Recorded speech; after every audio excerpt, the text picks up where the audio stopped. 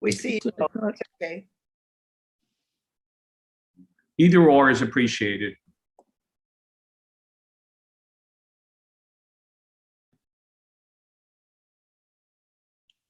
Okay. We see you. Okay. Just letting everyone know that we are now live on YouTube. And I've got a few more things to do before we start the meeting. Okay, we are starting the webinar. I'm just going to give it a few more minutes. Get myself a little organized as well.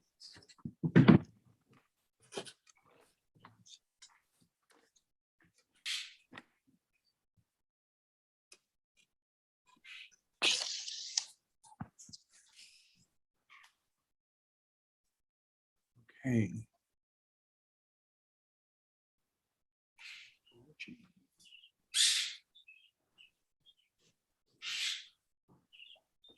Okay, I think we should be about ready to go. So I'm going to call the meeting to order. Wanted to certainly just start out by wishing a happy new year and happy holidays to everyone. It's our first time getting together in 2022. So I've spoken to some people, but I hope everyone's had a nice holidays. I know it's been challenging, hopefully healthy as well, but welcome aboard 2022. And it's nice to see everyone. For the public, I wanted to state that, as always, Christian will be putting in the chat a document in which you can register. What we'd like you to do is to register for the specific session that you would like to speak to. So that will either be, you can say that I want to speak during the public session.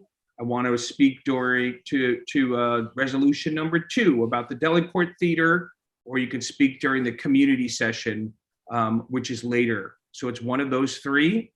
Our priority is always to let the community speak. There's really 2 basic ways that we will do so. The way to be guaranteed an opportunity to speak is to sign up for this. So anybody who signs up will be guaranteed an opportunity to speak. If we have some time and you don't do that, but you raise your hand and we have a little bit of time, I'll do my best to address some. But again, if you feel it's very important for you to speak, you're passionate about a topic, you should register for, it's in the chat. And I know that Christian, every like half hour, re-puts it in for people that may come late. And I may say this again, but again, we're here for the community. We want as much community feedback as possible. And we encourage you that if you fill out that form, you will be guaranteed. And again, if you raise your hand from time to time, if we have time, we will recognize you as well. Today's meeting will be an interesting and a fun one because we have new elected officials, and then we have elected officials that are not necessarily new, but in new positions. So we're going to hear from some new people.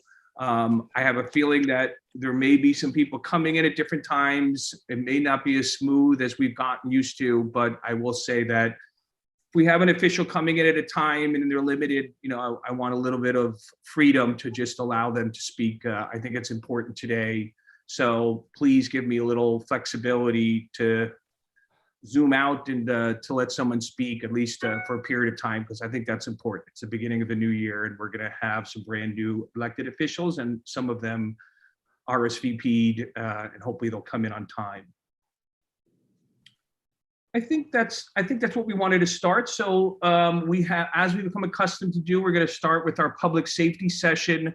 As a reminder, you know, I try and focus this as very much an opportunity, almost like a community session. So we'll have each one of our officials give a brief report. We'll go to Q&A.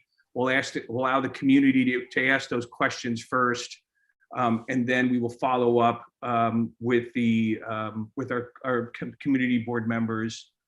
I think today, I know that Captain Zuber told me that he was out, but I do see that we have Captain Gallagher. I see we have Battalion Chief Spall. I believe, I'm not sure, can I see, I think we're gonna have for the first time, Sandra Sanchez, which is the Fire Department Community Liaison. Sandra, are you on today? Okay. I saw that name, so yes. Okay, well, we'll figure that out. And then I see for Deputy Inspector Yaguchi, we've got I know you're going to have to refresh me your name a moment, but I see that I know that you're not him. So That is correct. Captain Lazarus, Noreen thank you, Lazarus. Captain Lazarus. So we do have a full board. One of the things that I wanted to start out to talk about, or I do want to take a little bit of liberty. I know would normally be in my report, but I think it's apropos for now. Given public feedback, given conversations, I announced during our steering meeting, and I'm announced during now, is that we are introducing a public safety task force. There was a request to do so. There was a little bit of conversation with the executive team on whether it should be a standalone committee, whether it should be rolled up to a committee, should it be a task force? And I think the goal is to have this task force be for 6 months, and then at the end of it, vote on what it should be. Should it be a standalone? Should it be a little bit more? Should it be rolled up? But I think we recognize two things: that this particular session is a very important session, that public safety is very, very important. And I think if you look at the elections, I think it was the #1 issue that people consistently said they voted on. So we're going to do that. The co-chairs of our task force are both Will Ortiz and Josh Cohen. So they're on the line. So really that's it. We just want to announce it. The goal is over the coming weeks. We've had a meeting. We're going to put together the members of the task force. The goal is to have a meeting by the end of the month. The agenda is to be put together. So we just had some conversations about what that would look like, but we're at a starting point. But I think, again, we recognize how important this session has been, and there was an outcry, I think, maybe an outcry being a little strong, but a request for us. So I'm excited about it, and I think it'll be a great task force, and I think it'll lead to great things. So with that, generally we'll have each one give a bit of a report, and then we'll have a Q&A, and I will start with the first person that RSVP'd, which is Captain Gallagher. So thank you very much, and we'll have you go first. Well, thank you, Steve. Can everybody hear me? Yes. Great, thank you. Thank you, Steve. Thank you, everybody, for giving me the opportunity to speak. My name is Bill Gallagher. I'm the commanding officer of the Central Park Precinct. And I'm going to talk to you very briefly today about the 2 C's that I think are everyone's mind, crime and COVID. So we'll first start with crime. Obviously, in the winter time in Central Park, things died down a little slightly. Less people are walking in the park, particularly on a very cold night like tonight. But we have experienced some pretty significant issues. One of the things that we were able to solve very quickly is what we call the candy kids. So in early December, we had a group of individuals who came into Central Park from Jersey City, New Jersey. And what they would do was do robberies, larcenies, and assaults using the ruse of selling candy. So they would come up to an individual, say, hey, do you want to buy my candy? If that person said no, they would attack them and try to take their money. If that person said yes, they would wait for the individual to open their wallet and then snatch their entire wallet. So we had 2 incidents of that in the extreme lower half of the park very early in December. We put together an operation and we were able to arrest the 2 people responsible for that very quickly.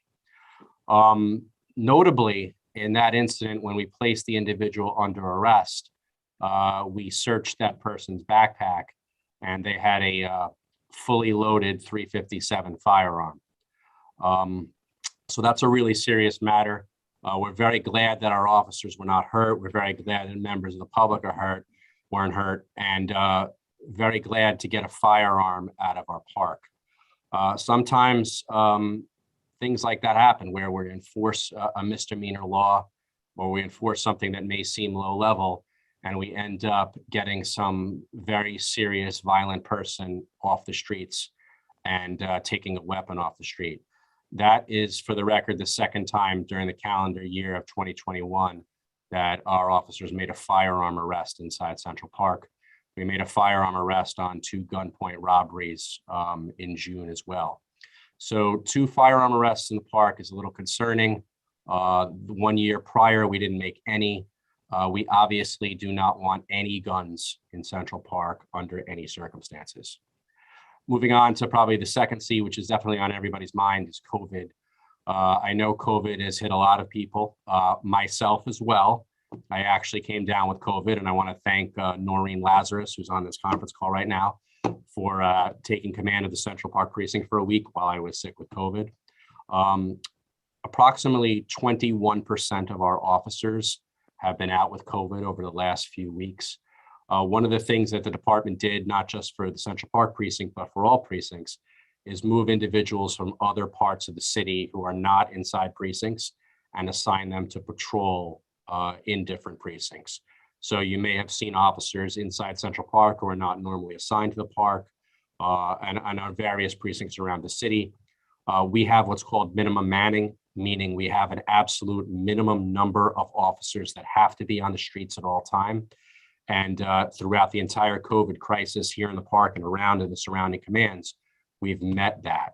So even though COVID has hit us very hard and hit the city at hard, it has not changed the number of police officers on the street.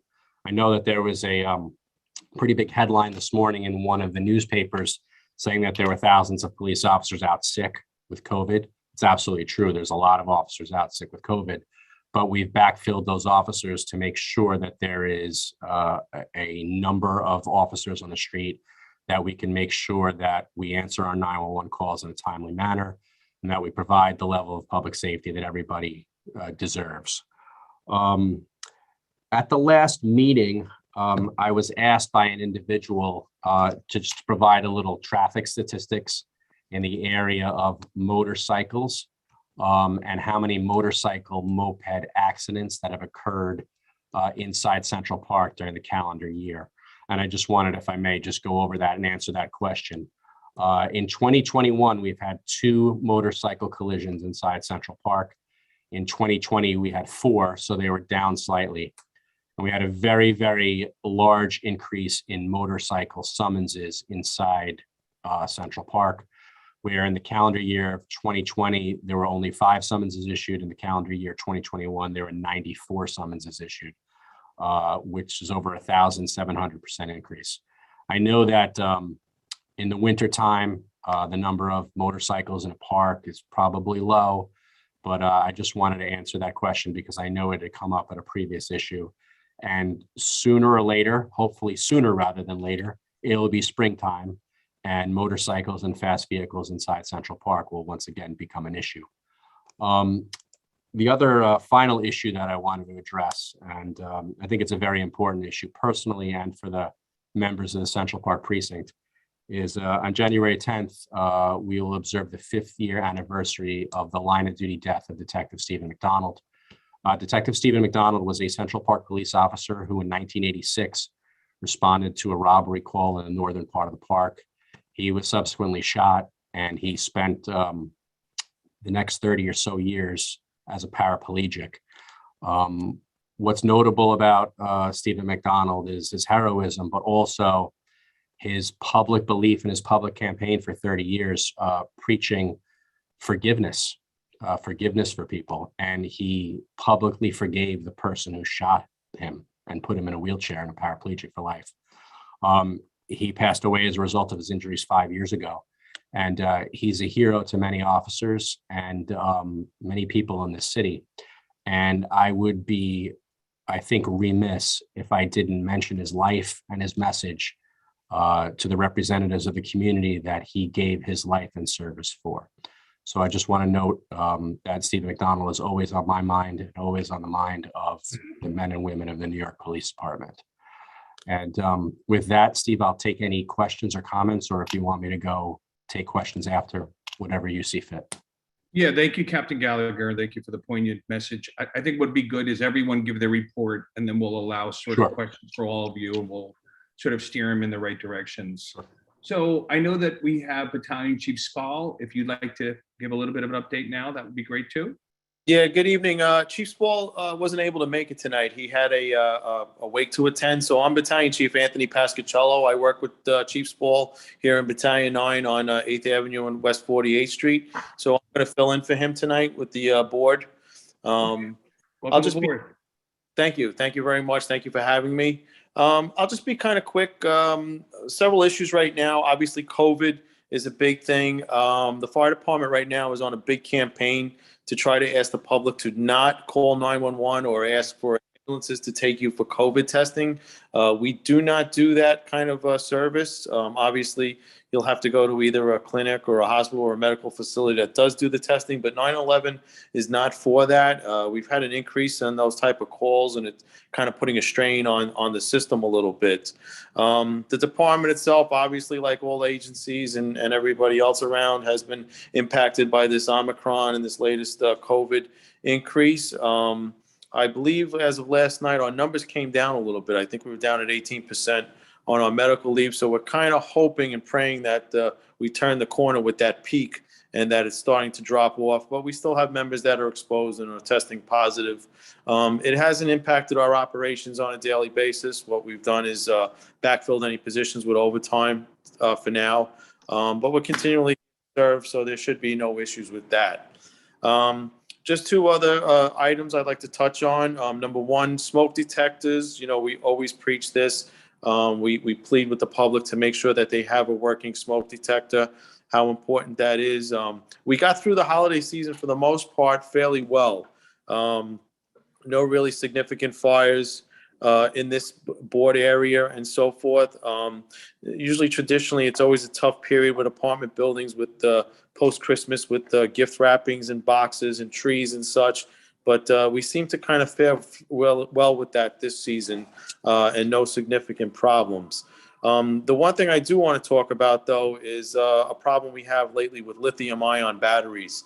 The fire department experienced probably over 100 lithium-ion related fires in 2021, and it's still continuing now. Obviously, the issue concerns us with people having either an e-bike or a moped or e-scooter or some sort of e-device in their apartment in which the battery does degenerate and then cause a thermal runaway, which causes a fire. And obviously, we've had several fatalities. The most recent occurred down on the Lower East Side. We had 2 adults that were killed while I believe there were 7 e-bikes in that apartment that were charging. 2 juveniles were able to escape out the window, out the back of the building. But we caution the public, and especially with Christmas, we know, especially with children, there was probably a lot of gifts out there that do utilize these devices. Number one, we ask to make sure that the device is UL approved, but also to kind of give it a little bit of an inspection. Any kind of a damage to the body of the device or the batteries itself, please take them outside and don't charge them indoors. We've seen an increase, obviously, with delivery services, whether it's food or other type of delivery services where they have their bikes indoors or in the batteries in the cellar area where they're charging overnight. And again, if there's a problem when we have a fire, it could lead to a more significant thing. The problem with these batteries and these fires is they don't go out very easily, whether you use different extinguishing agents or not. Generally, what we do is either we take them and we submerge them in a bucket of water or a barrel of water.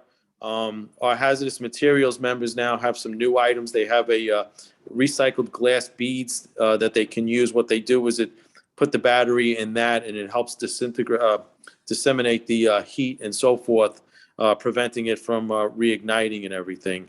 But like I said, it's a continual problem. I don't know what the correct answer is going to be. I mean, obviously, if somebody spends $2,000 for an electric bike, they're not going to leave it in front of their building overnight, for safety reasons. Obviously, they're going to bring it in for safety and safekeeping and also to charge it. But the problem is if it does disintegrate the battery and there is a fire, it could lead to a deadly situation. So like I said, we caution the public to please, the smoke detector, as basic as it is, it's your number one resource in case there is a fire in your apartment or your building, to alert you and get out. And, obviously when you get out, please close the door to try to maintain that area to prevent the fire from spreading. Other than that, that's about all we have here. Like I said, right now, we got through December fairly well as far as fires went in this area and so forth. We're going to have a Q&A, but I did want to say there was a fire at Park 79 Hotel in West 79th. Do you have any feedback on that, or you could just share with us? No, I know there was that yesterday. It was relatively of a small fire. It was actually an all hands fire, but it went under control rather quickly. We did discuss it yesterday, but it wasn't really anything of significance. A fairly standard fire and nothing out of the ordinary with it and so forth. I believe it was some workers. We were discussing it this morning. They had a torch, I believe, and somehow there was a fire. We don't know if the hose got damaged somehow and ignited the gas, but it was relatively under control pretty quickly. Thank you. Okay. You're welcome. Captain Lazarus. Hi, good evening, everybody. Captain Lazarus from the 2-4 precinct. Before I start, I would like to congratulate my colleague who spoke earlier, Inspector William Gallagher. He recently got promoted, so congratulations. Congrats. And, yeah, fantastic, congratulations. So for the 2-4 precinct, year-to-date 2021, we ended up slightly with an increase in crime, approximately 11%. Where we do see the major increase in crime is in grand larcenies. In 2021 compared to 2020, we were up about 36%. For grand larcenies, that includes anything from unattended property to items being removed from a store to scams. We have seen a number of scams in 2021, most recently involving Con Edison, computer software, IRS, and these greatly affect the elder community. We do get a lot of complaints with elderly victims, and it's heartbreaking to see. So anytime we have the opportunity to spread awareness about these crimes, we like to do so in this meeting, as I'm doing now. Again, package thefts from buildings, we definitely have seen an increase. That's most likely related to the holiday season. But grand larcenies is where we have seen that increase for 2021. However, it's noteworthy to look back 2 years ago, and we are significantly down in grand larcenies. But comparing 2021 to 2020, that's where we really do see our increase. In terms of violence, our shooting incidents, we are down 7 versus 9 from 2021 to 2020, and that is shooting incidents. Specifically, when we look at our 2 areas where we do experience the most volume, which would be around Douglas houses or Wise houses, we have seen progress, particularly around Wise towers. We've seen a significant decrease in our shootings. For example, in 2020, there were 4 shootings and 15 shots fired incidents. 2021, there's been a huge progress, 1 shooting and 7 shots fired. So we have seen a drastic reduction. In terms of Douglas, the numbers are about the same between 20 and 21. We haven't seen an increase, which is good. So in 2022, the 2-4 precinct really is going to focus, continue our presence around Douglas, around Manhattan, 100 to 104. 50 Manhattan Avenue does come up as a source of quality of life complaints. So in 2022, we're really looking to continue that presence in that area. In addition, our YCOs, and for those on the meeting that may not be familiar, that's our youth coordination officers. We're going to have that emphasis to really get them involved. Their responsibility is to engage the youth, and we feel that early engagement can really help out with the progression of these youth, their lives, and whether their participation in crime. So we really are putting that increased focus with our YCOs. In terms of the traffic component, we have seen a slight increase in our collisions within the 24 precinct. 2021, there was 596. 2020, we have 548. So that's approximately a 9% increase in our collisions. Injury collisions were up slightly at 12%. Our motorcycle collisions were up 11 versus 4, and that's for the year. So 11 motorcycle in 2021 versus 4 in 2020. Our enforcement, however, has increased. We have really focused on certain hazardous summonses. For example, safety belts. We've increased speeding, red lights, right of way for pedestrians. The 2-4 precinct had 2 fatalities involving vehicles in 2021. Both of those were vehicles leaving the scene. In the one instance in Amsterdam, around 100 to 104, that area, we did have an arrest recently. So a great investigation with our, a great investigation yielded an arrest for that, leaving the scene of the accident. Just to touch on Inspector Gallagher, what he has said regarding COVID, the 2-4 precinct has had similar numbers in terms of officers out sick with COVID. However, the department has given us resources, so our patrol strength has not been affected. So where we do have officers going out sick, we do have officers from other units coming in to backfill that. So we're thankfully have not gone below our minimum manning. We're able to put our resources out there, out on the street.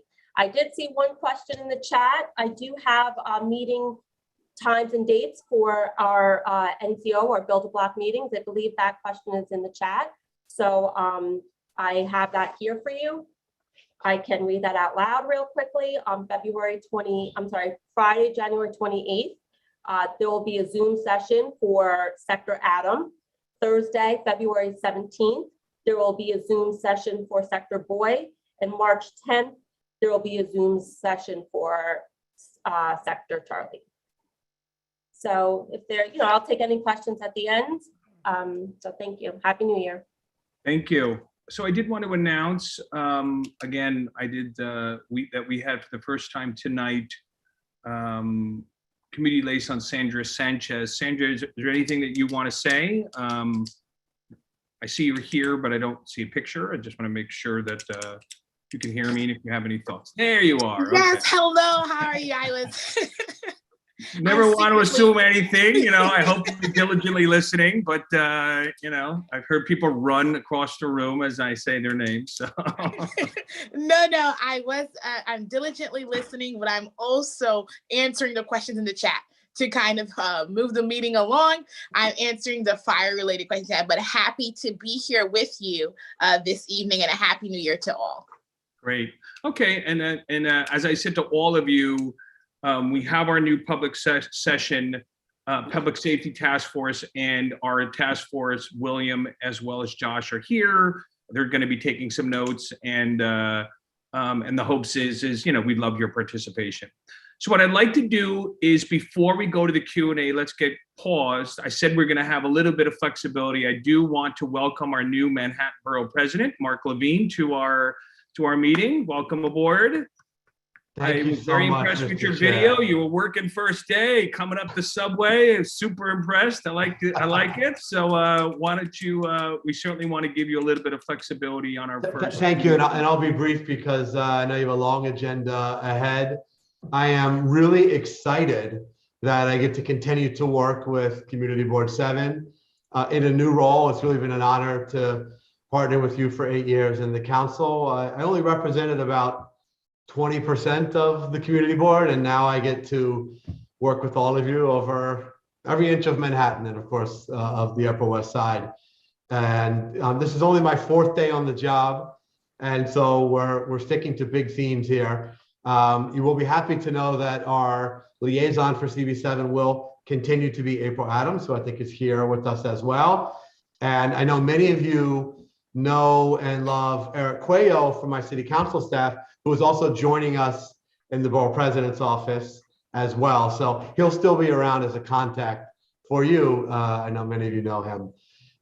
We are really focused on bringing about a comeback for Manhattan after these very 2 difficult years, focusing on public health, of course. That will continue to be a passion of mine, really for the rest of my life, and certainly in my time as borough president. We're going to be focusing on the epic generational challenge of climate change. And I really want to make Manhattan the global leader in the race to carbon neutrality. And we're going to be focusing on protecting Manhattan from the climate change, which is already here, so that the subway system doesn't shut down every time you get a heavy rain, among other things.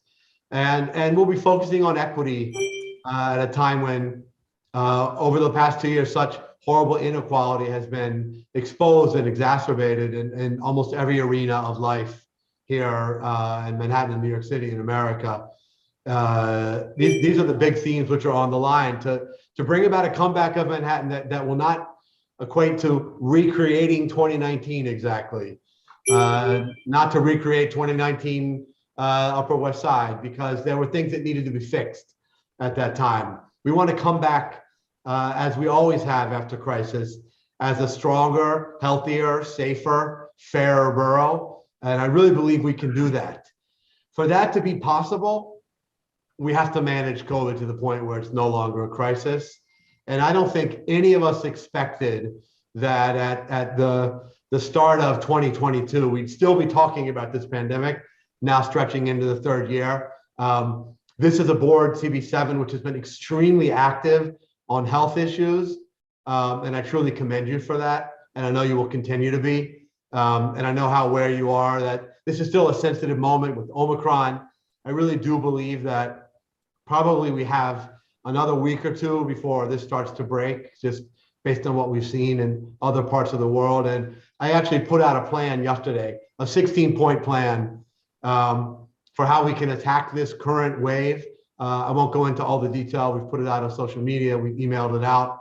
But it does start with acknowledging that this is a high-risk time for folks and that people really need to take this seriously as they plan their activities over the next week or two for sure. I've also called for a real increase in testing. This isn't a problem in CB7 and really citywide. It's outrageous that still we require people to travel to a testing site and wait in line, sometimes for a very long time. I've called for much greater availability of home testing that could be sent to your home by mail upon request for free, as is done in other parts of the country and world.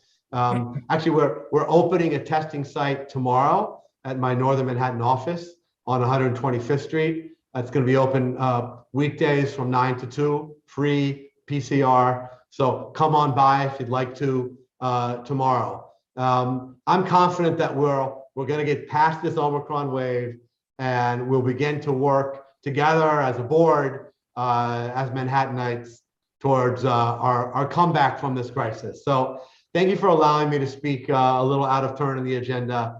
I just wanted to tell you how excited I am to continue to partner with all of you for many years to come. So I'm going to pause now. If I don't know if it's appropriate to take questions, Mr. Chair. If there's not room in the agenda, I understand that, but I'm at your disposal if appropriate. Yeah, I mean, I have one small question that's, I think, sort of interesting to us community board members. If a community member, I think it'd be appropriate to have a community member wants to raise their hand. Maybe we can pick 1 or 2 community members.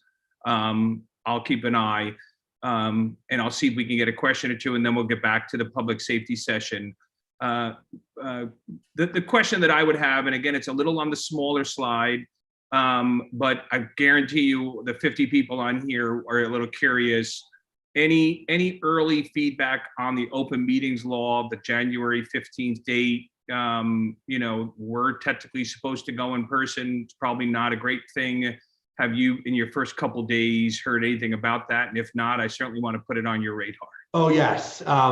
Our general counsel here at the Borough President's Office is working intensely on this and has been talking to partners in Albany. Honestly, I think that the open meetings law is higher stakes for community boards than really any other public body.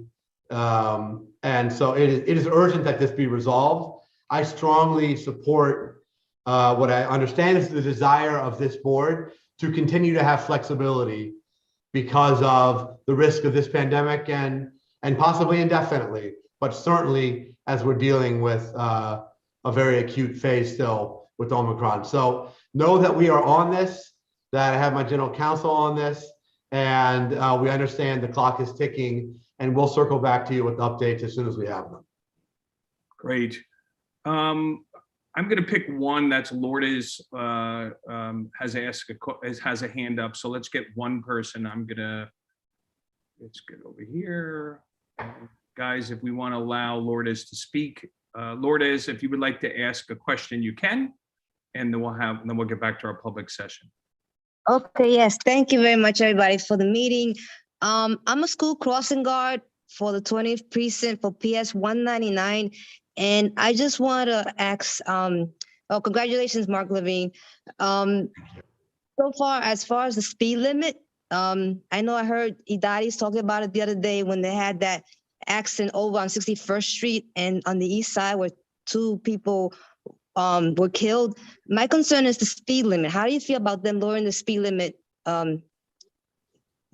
Because that's very dangerous. I'm a school crossing guard and I see it every day, day in, day out, how these cars just zoom right by. I'm raising my hand to stop them. They don't totally ignore my hand. They just zoom by. And I've got kids crossing and it's very concerning to me. I just want to, thank you, Lourdes, first of all, for your service to the city and for protecting our precious young people. I really believe that crossing guards are extremely important.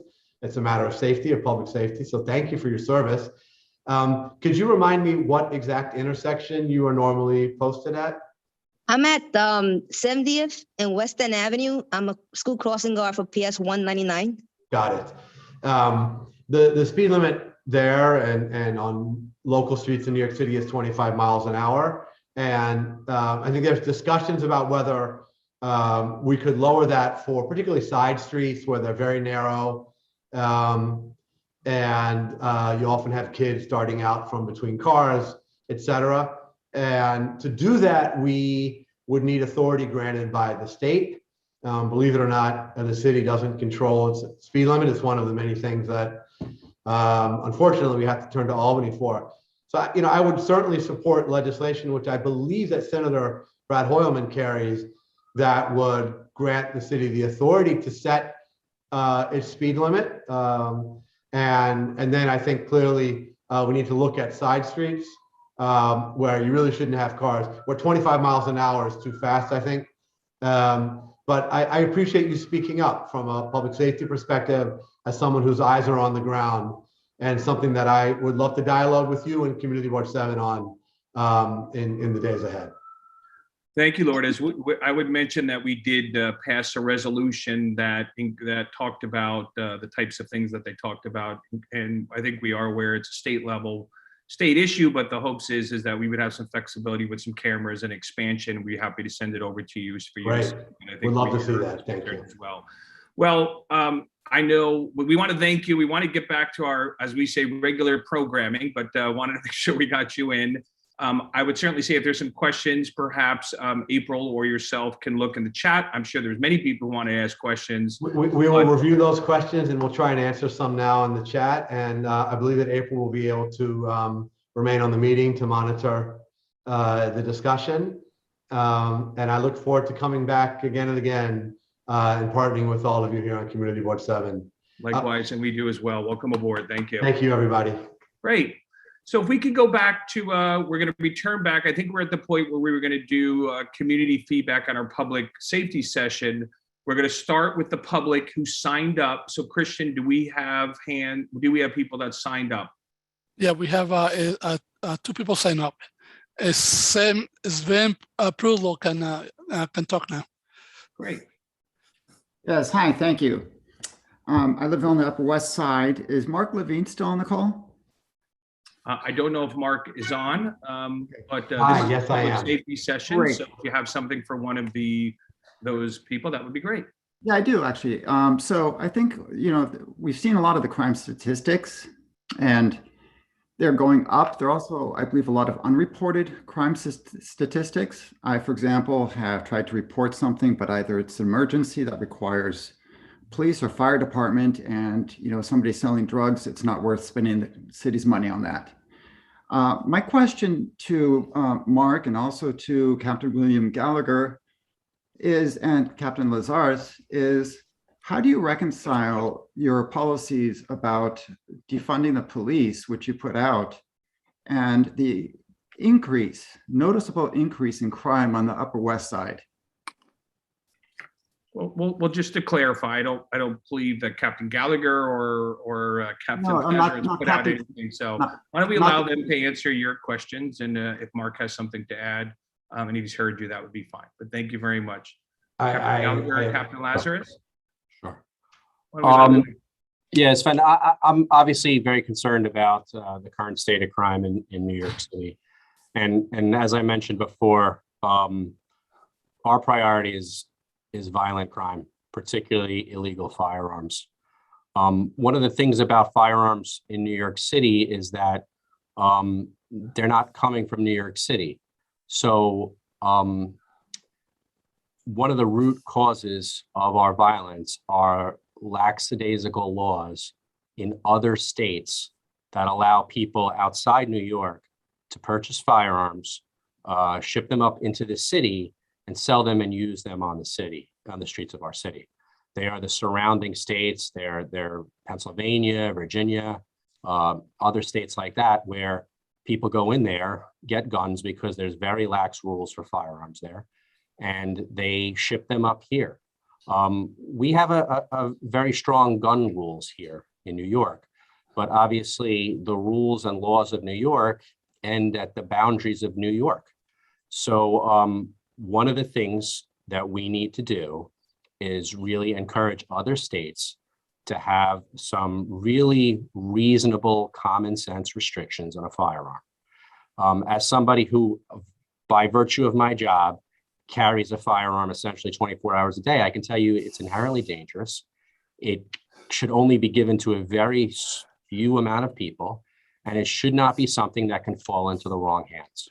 And with great respect to other states and other jurisdictions, I think some of them really need to have a hard conversation with themselves about freely allowing devices in people's hands that are just solely designed to hurt and kill others.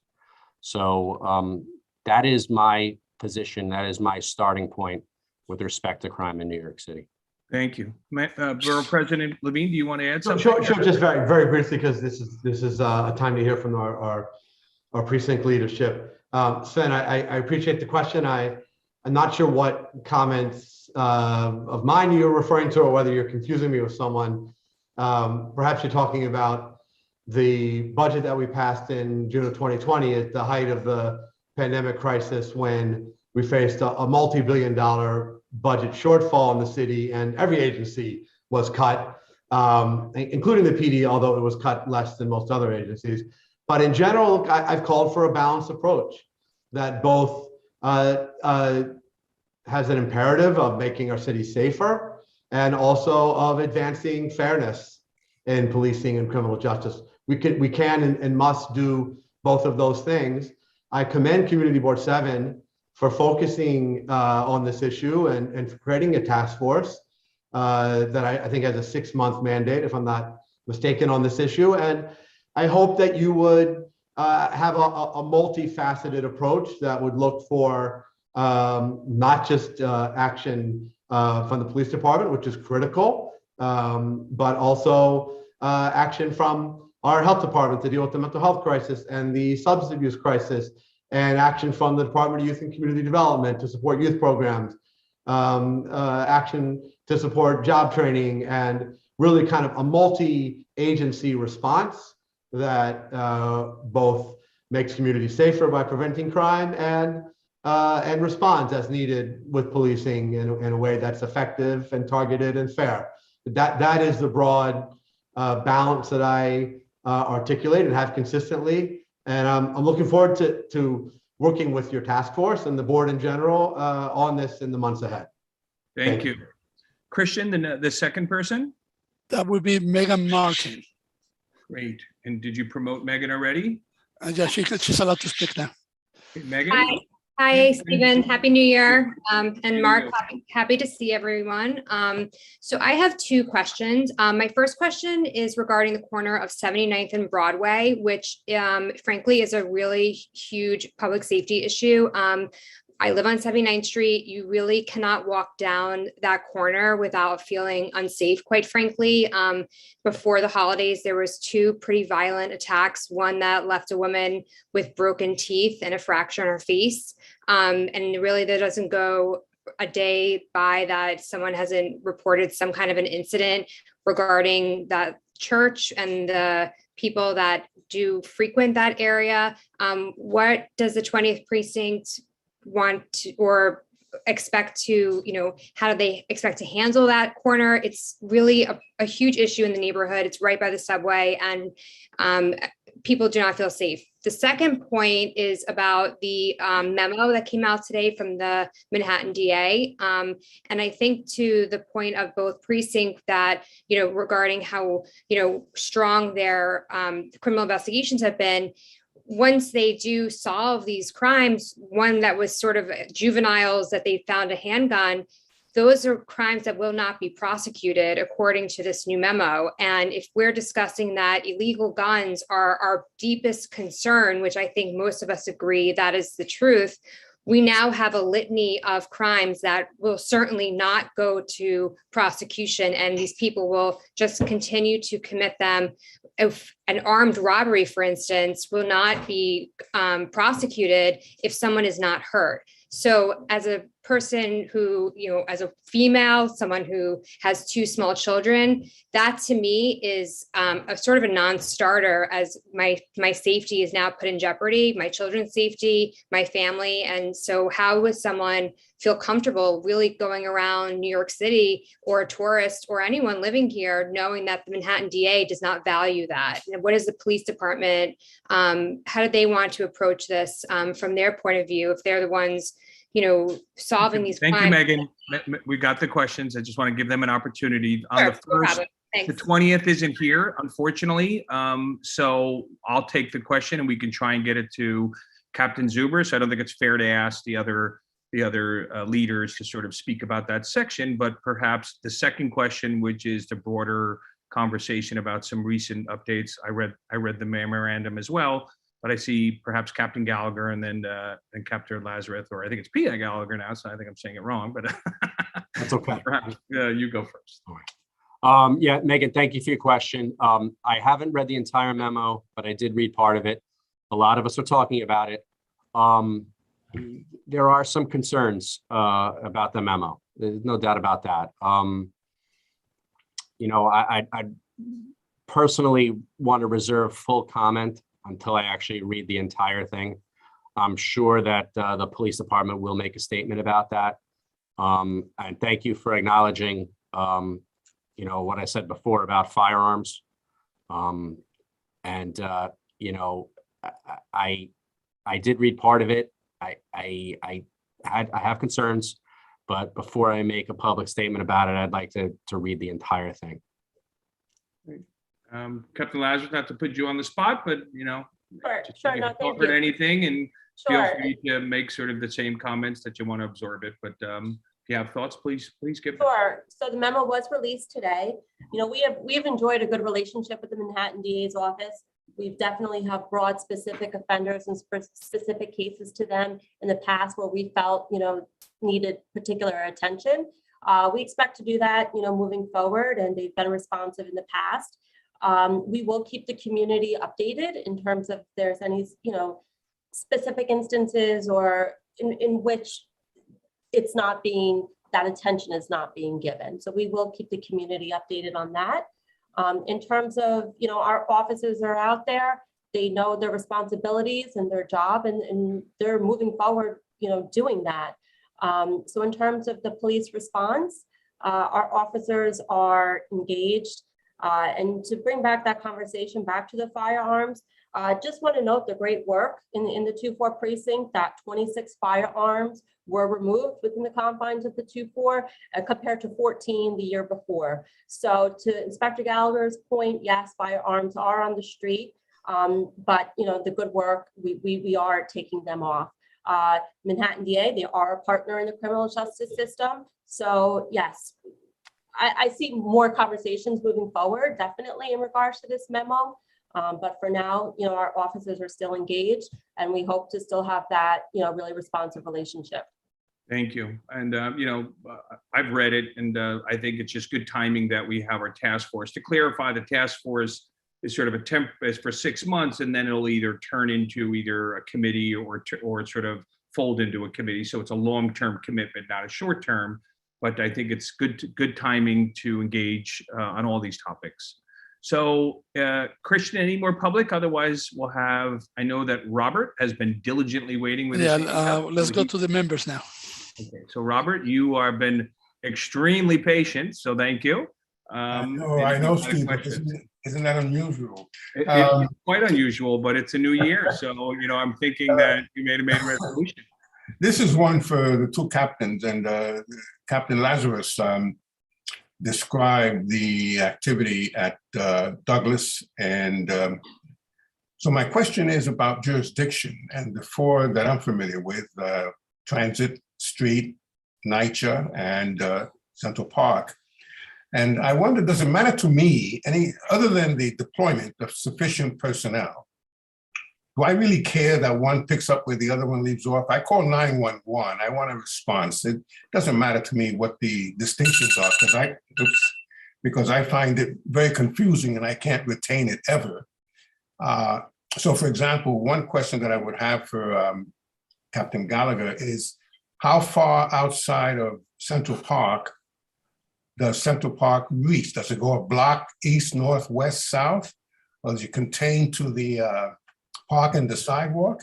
And so these jurisdictional matters, I mean, they're interesting, but should I care necessarily, other than that I have enough police out there taking care of me? Right. And thank you for that question, Robert. I don't think the average citizen should care about it, to be honest with you. You call 911, you should get a police officer. Yeah. And if you need a police officer, it doesn't matter if they're a housing police officer, a Central Park police officer, a 2-4 police officer. And just for the record, if there's an emergency in Central Park and we need more police officers, 2-4 police officers, 2-0 police officers come into the park, and vice versa. So we always, and PSA 6 officers always are backing each other up.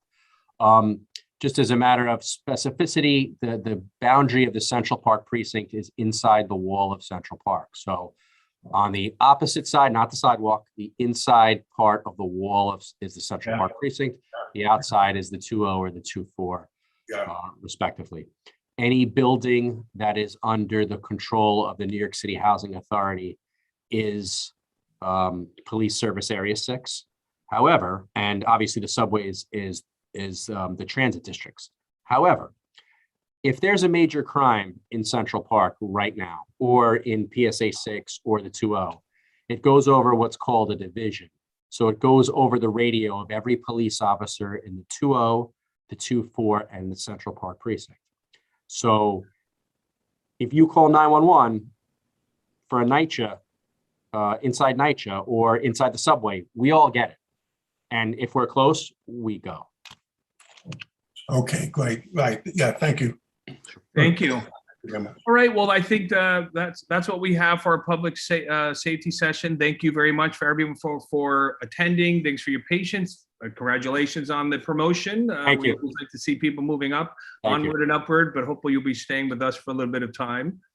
So we're excited about that. But what I will say is that our chairs will be reaching out to all of you guys to kind of figure who do you want to be the point people, whether it's yourself, whether it's somebody more appropriate to do, whoever it is. But I think we view this task force as an extension of the success of this session. And as I continue to say, it's probably one of the more popular ones. So I think it's worked out very well. And I want to thank Mark Diller, my predecessor, who started this, but I've continued on. So thank you for everyone. So we're going to move on. Thank you. Great. So let's move into our business session. I did want to just we've got kind of a straightforward agenda. So whenever I think that's happening, I'm always ready for a curve. So I'll keep my head on moving around. But I just want to remind what I'd like to say each time when we get into our business sessions. I think that we've got into a nice flow last time, and I'd like to continue. What we'll do is we'll present each one of the resolutions. We'll have community board members speak. Everyone will have a chance to go through. We ask people to be respectful that other people are here to speak. We want you to be able to, number one, speak what you want, but also be cognitive of other people are looking to speak. And there is a finite amount of time that people can speak about topics. So please be diligent. I think the bylaws have said something in the 2 minutes is recommended. We will then go on, we will not do a second round. We'll then go on to the community questions and allow them to speak. And then if we have time to do a couple second rounds, we'll do so, but that'll be judgmental to see kind of how things are going. So, again, let's all be respectful and just realize that we want to get a diverse group of people. And when one person speaks overly, it does inherently take away from other people's, because we do not have an infinite amount of time to speak. So that being said, we will start out with our business session with our Business and Consumers BCI committee. And I'll hand it over to either Linda or Christian, whoever handles this. Both, we're a team. Go ahead, Linda. Okay, we had, this is that time of year, folks, 15 applications, down from 28 from previous years, for street fairs. Same folks, if you read the, if you read our resolution and our minutes, then you know what each one of these applicants does and which charities they contribute to. And it's pretty pro forma. We approved it, and 5000, also not stated on anywhere, but that was the vote. And then thank goodness for Seema, our former BCI member, and that was 1000 non-member. So that's where we're at. Does anyone have any questions? Yeah, I'll handle the community part. I mean, the community boards, and then, we'll have you do the Christian, your traditional role. So let's go to community board members, and I'll pick Mark Taylor to go first. Just a really quick note that there's a ton more work involved in the resolution that's before you than meets the eye. So Yes. I wanted to express gratitude. Thank you. Thank you. Well, we have brevity. The brevity award already goes out today. Thank you, Mark. And we'll go on to Rich Robbins. Gonna threaten me? Yep. Yeah, real quick, curious how much money goes to charity and how it's calculated. Is it a certain percentage, or what's the formula? It differs for each group. So, and it has to do with the revenues, and it's based on a percentage. So it can be 5%, it can be 10%, but that's always, based on the net, not the gross. So it's different with each group, and it also has a lot to do with the attendance and the size of the street fair, and that's basically it. So it's pretty mutable. Thank you. Do we have any idea of what the scale is? I'm talking hundreds, thousands. I just told you, Rich. I just 5 to 10%, depending upon the nonprofit No, but that's holding it. but in Do I real know numbers. specifically? You can look it up on their websites. The real numbers are predicated upon how much money, how many vendors they got, and how much money how many vendors they got, and how much money was made. I think the answer is that you're not, if you're looking for real numbers, you should be able to go to the websites, right? And look too, and if there's perhaps we can follow up and see if there's anything. But I think his answer is non-percentage. Perfectly capable. Sense, is this $1 or $1 million? And if we don't know the answer, then we don't know the answer, and we'll follow up. It depends upon the kind of response they get, the kind of where people shop. It's all predicated upon the revenues that they get from the vendors and the agreement that they have with the producers. And so it differs with each one. Again, Rich, you're fairly facile with computers, and they have to list it, the individual charities, so I'm sure you can find it. They have to disclose it. Okay. So I think, again, the answer is you've got the percentage, Rich. We're not exactly sure what the net would be. And if there's a follow-up, we could do so. And Linda's saying it seems to be public information as well. It is public. Great. And also one thing, you can also look in last year's. There were some that were held, so you can also look up that information. Yeah, but I mean, it really was last year. Really would have been a base. You really would have to go back a few more years to get a real sense. I think you guys did a good job answering it. Christian, do we have any public? Yes, for this? We have Melanie Schassman. You can speak now. Okay. Hi. Hi. Thanks very much. I'm sorry. So I'm kind of late to this. So I just wanted to express just as a general thing. As far as street fairs are concerned, this is I understand now this year there'll be fewer than I suppose in past years, but it's really a concern. You know, buses get rerouted, and I know there's not any easy answer, but you know, if it was up to me, I would say no street fares and just give all the charities some money based on the savings that you get from, you know, no sanitation, no police, and so on. But it just, you know, every weekend, at least pre-COVID, buses are routinely rerouted for street fairs, parades, bike stuff, and you know, people need to have bus transportation. It's pretty fundamental. So anyway, I know this is I don't want to go on any further, but I appreciate your consideration of the necessity for bus transportation. Thank you, Melanie. Thank you for the comment, but just so that you know, if there is no street fare, there is no income, so there's no savings, so there is nothing to be given. Okay, thank you for that I clarification. guess some other time for that, but thank you. Thank you, Melanie. So any more questions, or do we want to call the vote? We can call the vote now. Thank you. Great. Okay, so let's call the vote. Who is counting with me today? Bev, are you counting with me?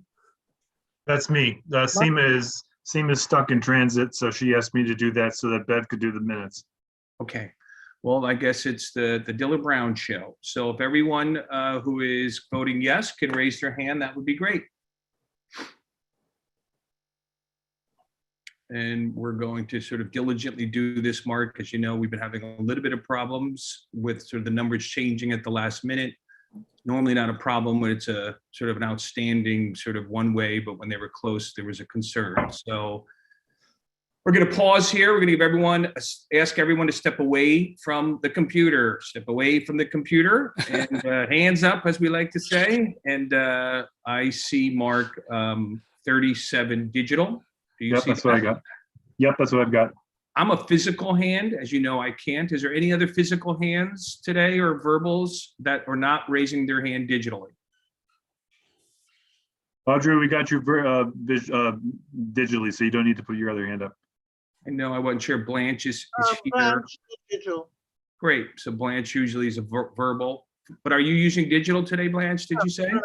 No, I'm sorry, verbal. Verbal. So Blanche and I will be two non-digital hands, Mark. Got it. So I got 39.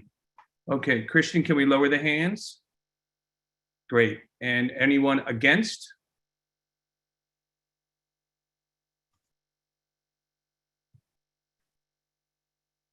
Okay. And I see one, Mark. Want to confirm that? I've got one. Great. Let's lower that. Any for cause? Well, I should say anyone abstaining. I'm sorry, anyone abstaining? That's one. Yep. And anyone for, you want to lower that, Christian? And any for cause? And I believe that it's just myself and Blanche will be doing sort of the verbal hand raising. If I'm missing anybody, let me know, because I think we're seeing everyone else. Very good. Great. And just letting everyone know that when we're voting, it's just for the board members. I know, I think sometimes I see some of the attendees raising their hands. It would just be for the board members to vote for these resolutions. Okay, so Mark, do you want to read it into record? Sure. The resolution carries 39 to 1 to 1 to 0. Thank you. Wait, Stephen, just one thing very quickly. I hate it when people say very quickly and they're not, but I actually am brief. Next week's meeting for BCI, it looks as if we may have up to 4 applications, SLA applications, which is awesome because that means we've got new businesses opening up in the neighborhood. But in new business, we will be discussing DOT's proposed plan but in context to business consumer issues, restaurants, et cetera, and retail. So everyone's welcome to join us. I hope you will, and thank you. Yeah, and I want to point out that we actually posted your questions, so people want to understand it's an issue that's got a lot of different layers. And I believe we posted your sort of questions regarding it so they can understand what are the topics you're going to do. And I would encourage perhaps having conversations with transportation as well as to maybe we should add a little bit more about the things that you guys want to explore as well, because it's a broad topic, but you'll be handling a different section of it. Right, So we're gonna be discussing it from the context of BCI, and then hopefully further down the road, because we've got a little time with transportation and Yep, land. and some type of public hearing as well, but I think this month will be done on a individual level.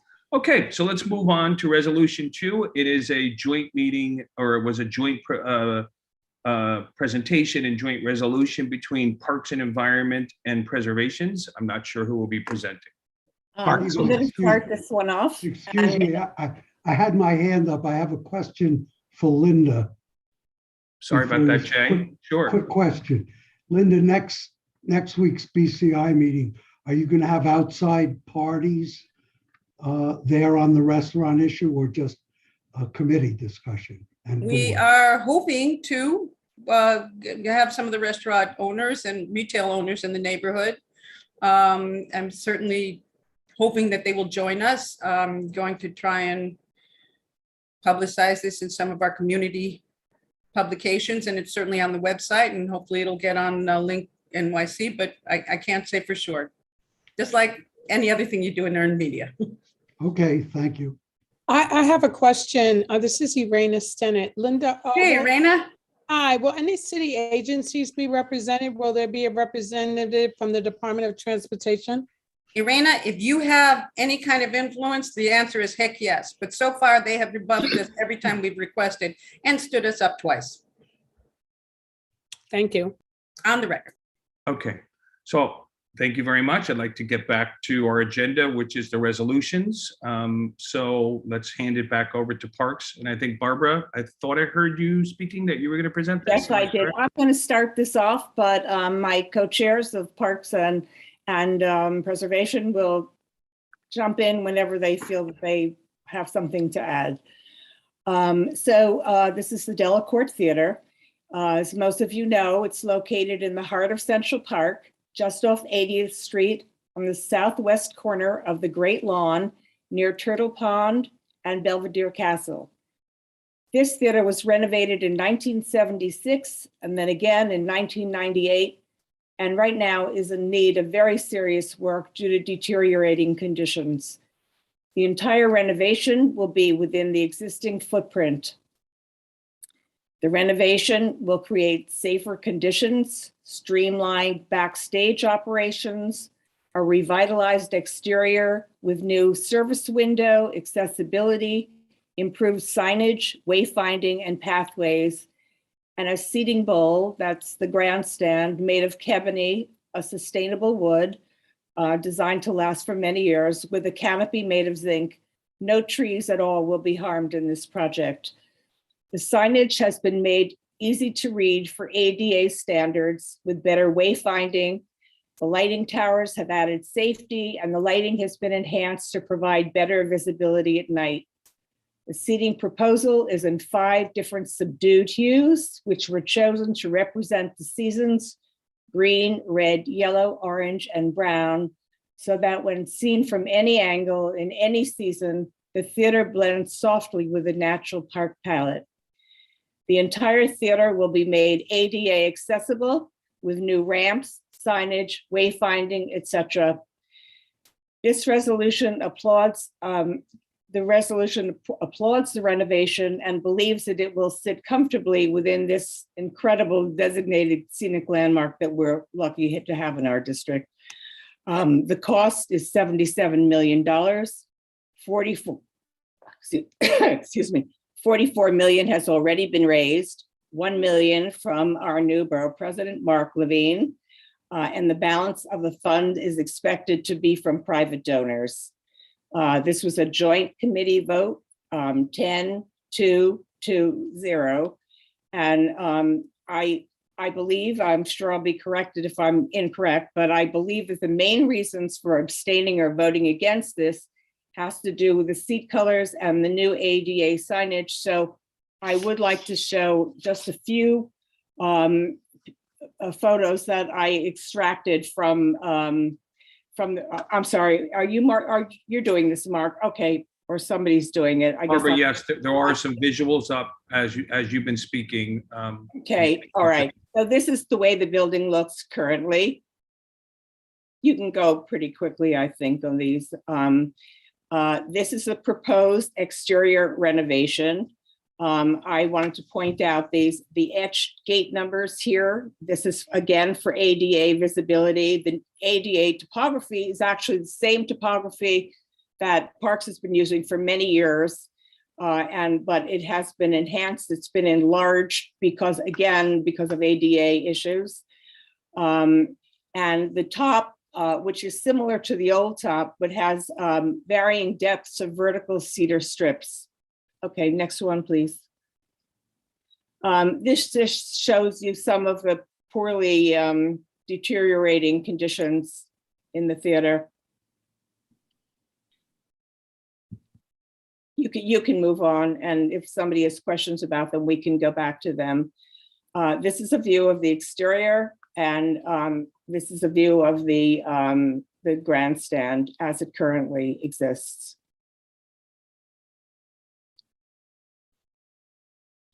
This is the same view from the pathway, and the same view is shown in that little insert right here of what it looks like now.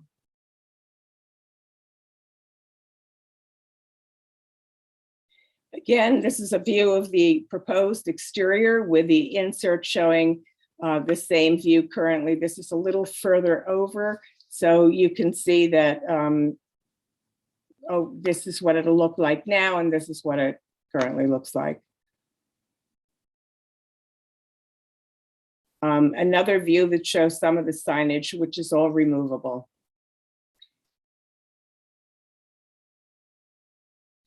This photo just shows that no trees at all are being removed for this project, and that great care is being taken to ensure their safety in every respect. This is the proposed theater at night with new lights. This one is a plan of the existing grandstand over here, and right now there really aren't any ramps, and this new one over here shows that everything has been ramped, including this ADA accessible area around the entire grandstand, so that if you're coming up in a ramp, you can approach your seat from any angle.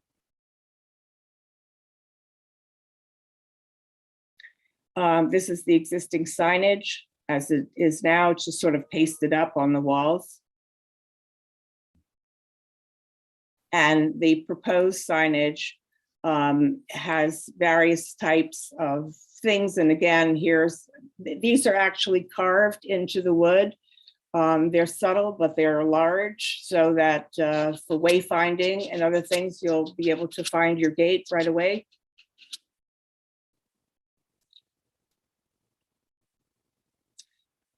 This is what it looks like on the left during the season, and off season, what it would look like.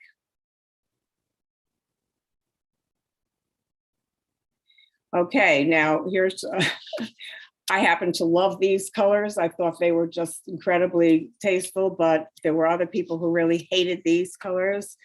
This is what it currently looks like now, the seating area, that is. This is what it would look like proposed for the fall. So you can see that in here are the seats which blend into the fall foliage. And here, this is proposed for summer.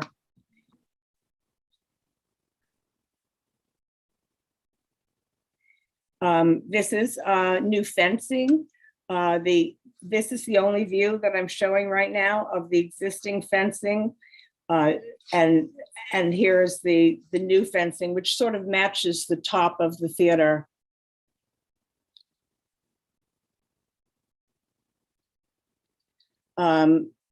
This shows from a distance what the theater would look like in the summer and the winter. This is existing summer. This is proposed summer, existing winter, and proposed winter.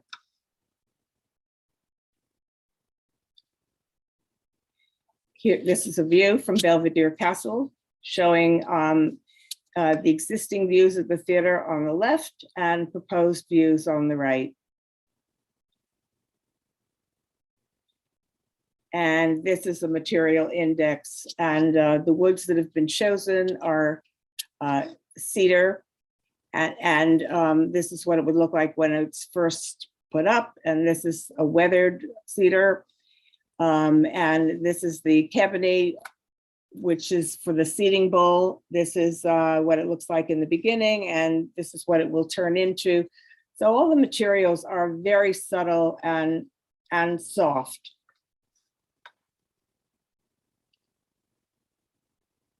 And I think this is my last picture. It just, again, once again, shows what the exterior view would look like. And that's it. Thank you, Mark. Great. Well, let's open it up to questions. Thank you, Barbara. I'm going to choose, let's get a couple hands up, and we'll get some people that haven't spoken yet. So let's start with Peter. Peter, you got to unmute yourself. I saw the whole presentation made to the two committees. I know the architect very well, INEAD. Our office used to be just beneath their office downtown. They're a very good firm. And I think the scheme is very sensitive. One of the good things is there's more paving around, so people will not walk on the plantings and the grass. They'll walk on the paving stones, and I think the graphics is quite good. So I'm all for it. I think it's a very good solution. Thank you, Peter. I just want to invite either Michelle or Kay or Natasha to respond if you want to. Well, let's just keep going through the questions. I think he was just, I don't think there was actually a question other than a support, but we'll have all of you answer any questions that are asked. But he was, Peter just said he liked the presentation. It wasn't a specific question. No, I know. Thank you, Peter. I do too. Thank you. So Clary. Yes, I also, it's not a question, it's comments, but I think it's timely to do this.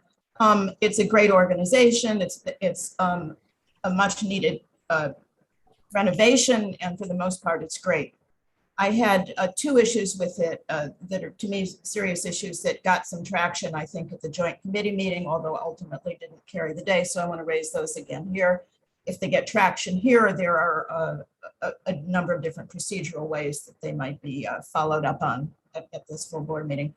Number one is the very large self-aggrandizing and unnecessarily large and in-your-face signage, which says free Shakespeare in the Park. Barbara, I believe mistakenly referred to that as removable, but that's the permanent signage. There's all sorts of other signage that will go up seasonally about, and I don't have a problem with that, and that showed in some of the photos, but you couldn't see the free in most of the photos. It showed it at edges of a couple of them.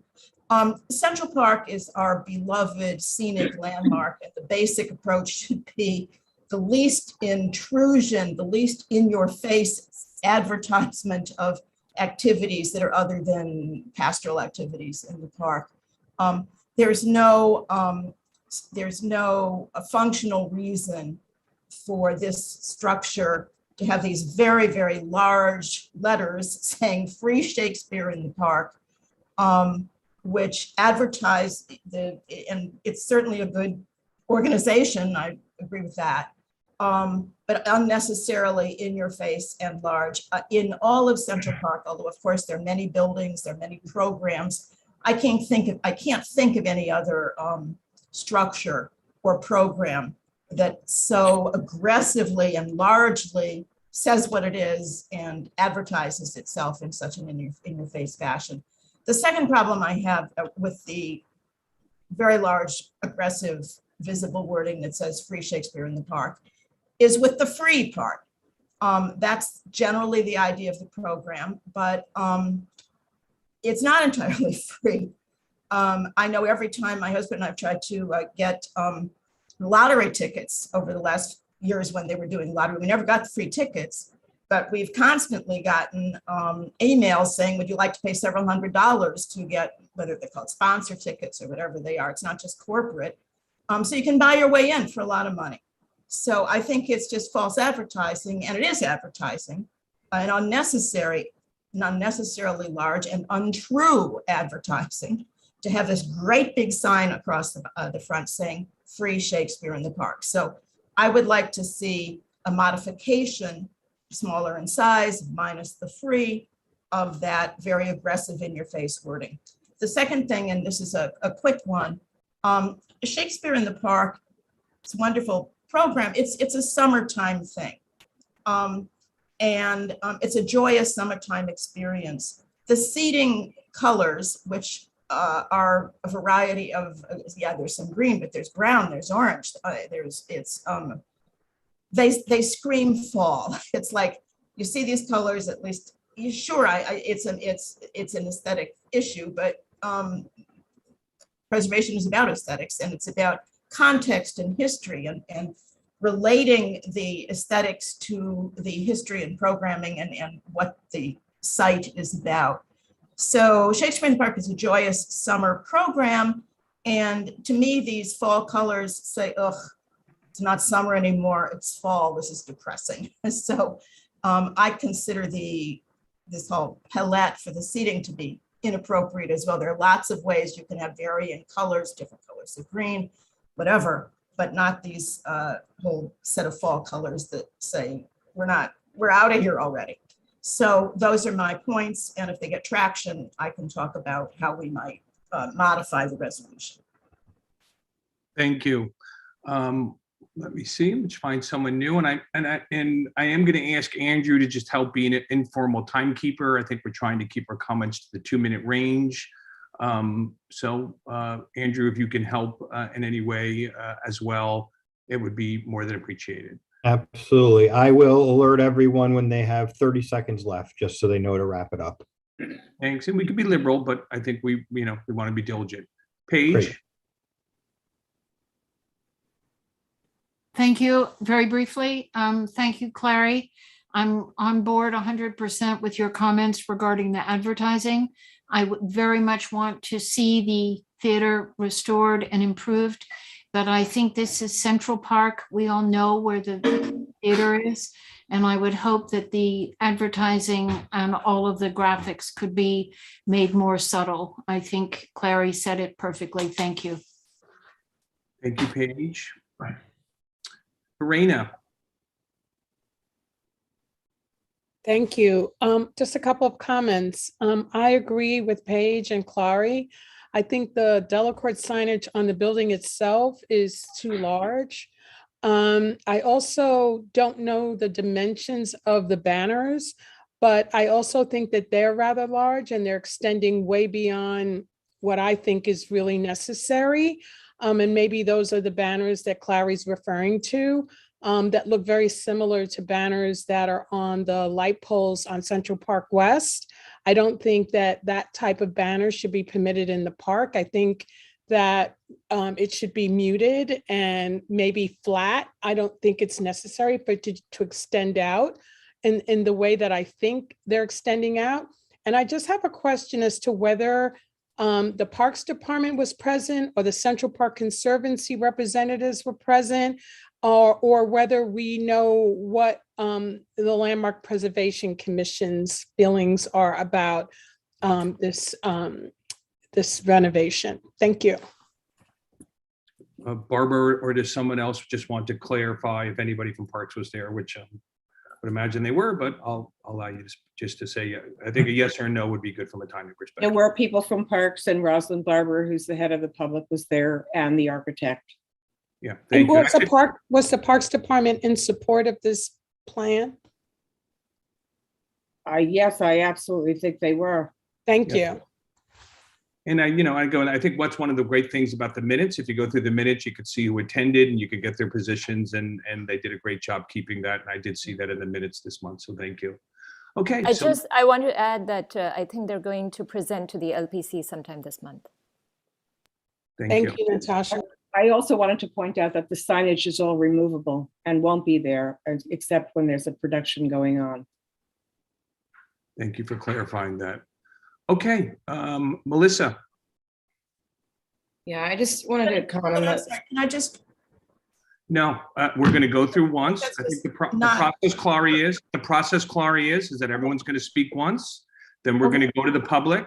And then if we have time, we'll go back to the second. That's and if permanent year-round signage. Clary, what we're going to do is we're going to stick to the order that everyone else on the community board is doing. And I ask you to do the same out of respect for that. There is a chat. You can voice if you have an opinion, you can certainly put something in the chat. So we're going to allow Melissa to get back to her question. Thanks. Oh, but first I'll preface and say I'm not eligible to vote on this because my firm represents the public. But just on the signage issue, I know we're really thinking about appropriateness and that it's in a scenic landmark, but I also see this as a really essential community service and one that should be available to people of all walks of life. And I think we're kind of coming at it from a privileged standpoint, assuming everyone knows about Free Shakespeare in the Park. And I think making people more aware by having a sign that clearly lays out that it is a free program they can access is something that's really helpful. And I think it's actually not like such garish signage that overcomes the need to make sure folks are aware of the free nature of the program, their ability to access it. Thank you, Melissa.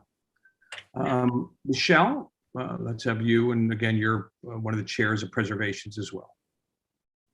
I was going to say that the presentation was really the best case scenario for the architect. And Barbara told us, it sounds like they don't have all their funding. So I seem to remember when we were talking about the colors of the chairs, they said they kind of hinted that it depends on how much money they have. But that's not to say that we shouldn't write in our resolution that we think what we think about the signage and the colors of the chairs. However, Melissa, I thank you for your comment. I didn't think of it like that. So thanks. I may stick with the size of the signage for that reason. Thank you. I'd just like to add one thing. First of all, part of the reason for the large signage is ADA stuff because some people, yes, I don't know why you're shaking your head, Clary, but that's not. Barbara, I reached out to Rosalind Barber from the Public Theater to answer some of the questions that I thought might come up tonight. And she did say that the font is part of the public's rich history, and we will continue to assess the best way for signage to relate harmoniously with the building and the surrounding park. And she also said, we are not changing the concept of the seating colors at this time, but special care will be in the choice of the colors. And she greatly appreciated all of our feedback. They have 5 community boards that they go to, and the font was designed for the public a long time ago by Paula Scher, who was a renowned graphic artist. Thank you. So I just want to reiterate the process. Everyone's going to get a chance to speak. We're not going to kind of go back and forth. You know, people disagree. That's the way things are. If there's a question to one of the specific, I have a question, we're going to have the chairs answer it. If not, we may disagree with someone's comment, but we're just going to keep kind of going on. We've got a lot of hands, and we're going to get through everyone's debate. So let's kind of get back to where we're at, and I'm going to have Matt speak. And I know I'm going to have to tell you to unmute yourself because I've worked with you for quite a while. Okay, 2 things. First of all, the signage. People come from everywhere. We're making this sound like it's our little private bailiwick and we all know where everything is, but that's not the concept. People are coming from all over the city and tourists to this. We want them to find it, number one.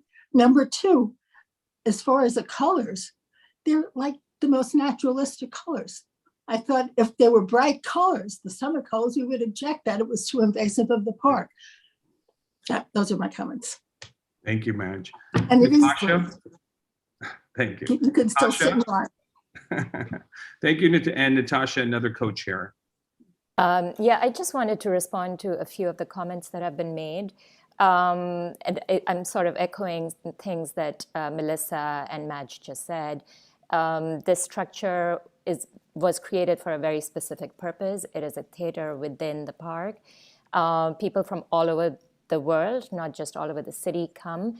Very, very often when I'm in the park, I often get stopped by tourists who want to know where the restrooms are, where Bethesda Terrace is, et cetera, et cetera. So like somebody else said, we are maybe speaking from a point of privilege where we think that we know everything that's in the park, but frankly, a lot of people simply don't. And I think the signage would really go a long way in helping that. The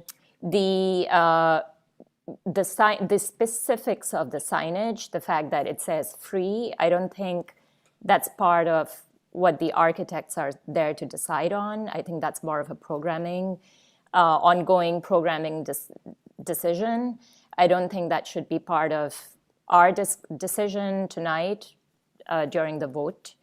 The seating colors, I think since New York City goes through all 4 seasons, no matter what color you choose, in some season or the other, it might stick out, whether you choose green or fall colors, I'm sure they'll stick out at some point of the year or the other.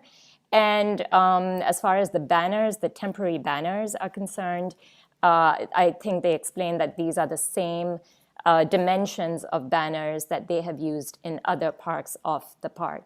It is not something unusual. So I just wanted to address these few items. Thank you, Natasha. Christian, just as I planned, can I just ask if there's any public members signed up for this? Yes, there's one. And We'll that is... We're not going to do that yet. I just want to Okay. get what it is. We'll continue to go through our members. So let's have Ken. Yes, I have a question and then I have a comment on the design. The question is, would anybody other than the public theater be using the Delacorte, or have they ever, or might they in the future ever? I have no idea. You were at the presentation. They did not mention that and the question wasn't raised, so I don't know. Hasn't been, but it might be. Okay, because that bears on my comment, which is that, we're using a lot of public money for this, and it is in a public park, and our mandate here is to decide on the appropriateness of it. And when I first looked at it, my initial response to it was, it looked sort of like a cross between Times Square Marquee and City Field, with the gates and everything. I think, that we should be very vigilant about private encroachments on public space. And so I very much agree with Clary about the self-aggrandizing nature of it, and also the false advertising that they're advertising it as free, but a lot of it is paid for. I don't think it's a question of whether we're going to have signage or not, whether people are from out of town are going to be able to find it or not. I think it could be toned down somewhat without losing the ability of people to be able to find it. So I would certainly support what Clary was suggesting, which is perhaps an amendment to the resolution reflecting that. Thank you. And again, we're gonna keep going through. We're not gonna do second times. It's going way too long, even if you're a co-chair. Jay, you're up.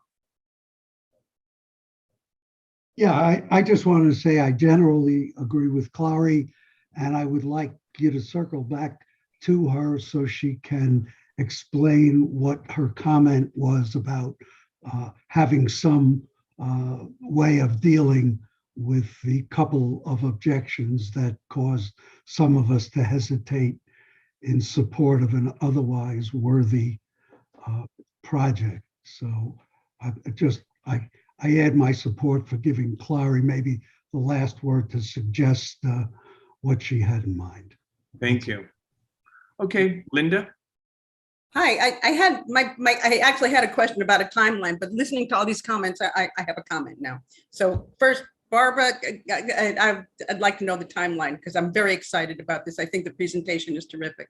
I also think the design is terrific. And as far as the signage goes, as someone who actually writes about design for a living and architecture, rather than trying to pretend I'm an arbiter of great style and taste, I will say this is amazing. I think it's highly equitable. I think the equity in the large signage, the ADA compliance is amazing. I think the colors are lovely. I think the architect has done, I'm very excited. And as someone who also has lived in this neighborhood for over 40 years and gone for free for many, many years until I didn't have to sit down and wait in line and could afford the tickets, you know what?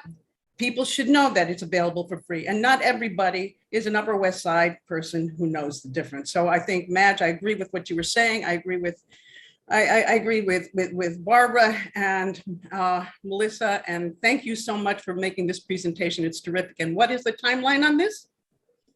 Okay, so that was another one of my questions that I asked her.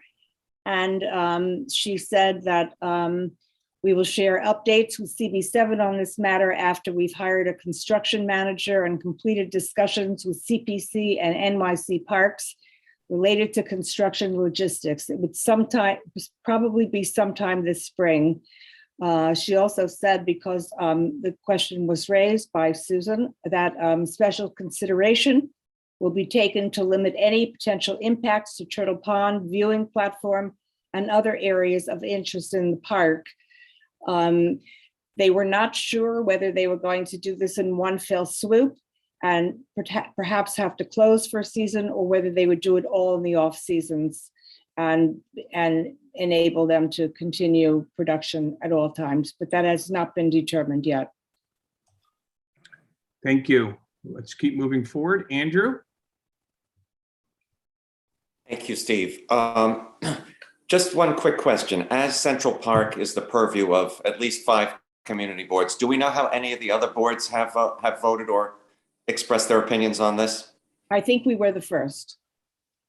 We're the first. I believe so. Yeah. Okay, thank you. Thank you. Richard?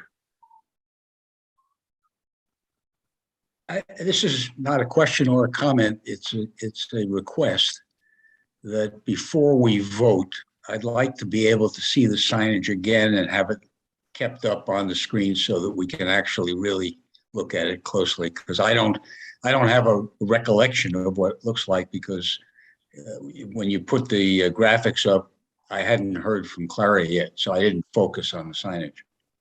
Okay, he's going to put it up now. I'm going to do my best to continue on, but Mark, maybe Yeah, oh, you can do it at the end. It's fine. I think you could do it simultaneously, but we'll figure it out. But we'll put up the signage. We're going to continue to go with people who haven't spoke yet in this meeting, so we'll have Susan. Thank you so much. Just want to say, I think it's a great design. I umbrage at the notion that it's not free, with due respect, because I've seen tons of people sit out line and get tickets for free very easily, just to put the time in. And as far as the seating goes, as you all know, I spend way too much time in Central Park. The seating is visible from like almost nowhere except for Belvedere Castle. So I think it's a lovely gesture that it's fall colors. I disagree that those are depressing or somehow signal the end is near. I love the fall. I think those colors are great. I was there just today, and I have to say, it's a great design, and I think it's a lovely thing. So thank you. There was a question about whether or not to be additional parking for bikes at the site, and I have to say, as regard to that, there are already too many bikes riding across that path, and so if there's additional bike parking, I want to make sure that people walk their bikes along that path to park their bikes there. Thank you very much. Okay. Well, we're not talking about bikes, so we got enough people's hand raised. We're gonna stay away from bikes. This is about theater.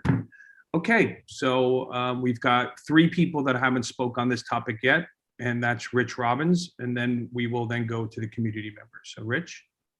Yep, thank you. Love the public theater. I've been going for years. First saw Linda Ronstadt and Kevin Kline in Pirates of Penzance in 1977, I think. Do agree with Clary, though, that I'm really good at getting tickets, and it's really hard to get tickets. And unless you can get there at 6 a.m, and even if you do, there's a really long line. And I know that I'm constantly getting emails saying that sponsors can get free tickets, or sponsors can get not free tickets.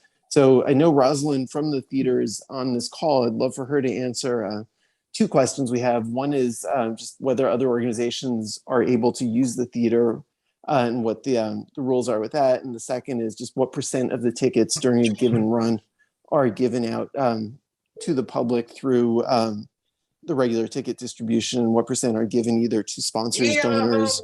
Sandra, cuéntame, ¿cómo estás? Okay, let's calm down. We got, thank you, Rich. Rosalind? Over 5 million tickets that's on their website. Is somebody can clarify, is there somebody that can clarify the question that Rich has, which is what percentage of tickets are free or not? Is there a Rosalind on our line here that can speak, or that's not true? Well, they give away 5 million tickets, and the area is not that big. It doesn't seat that many people. So I think you have to promote Rosalind. Okay. Oh, is Rosalind on? She's saying that you have to promote her. Oh, that's great. Yeah, well, let's get an answer. I did. Can you hear me? Yes. Hi. Yes, Rosalind. The specific question is just to clarify, can you tell us kind of what percentage of the tickets, on a run are free versus paid? Sure. So I can't give you an exact percentage. I'm happy to come back to the board to talk more about this issue because I think it's an important one. But per the terms of our license agreement, the vast majority of the tickets are free. We distribute them in all 5 boroughs. We distribute them in a different borough every day, as well as physically at the Delacorte Theater and through our digital lottery. But we serve a city of 9 million people, and we have 1,800 seats a night to give away.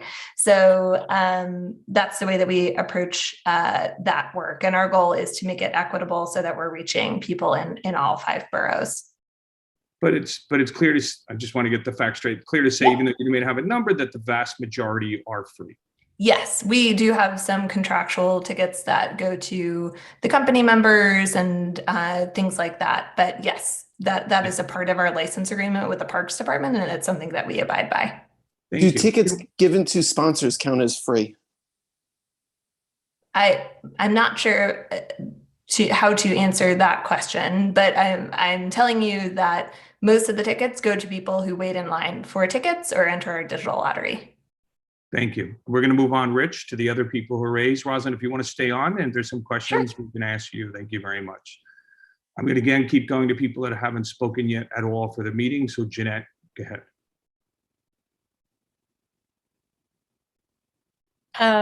Hi, I think that it's a wonderful organization. In particular, the Public Works.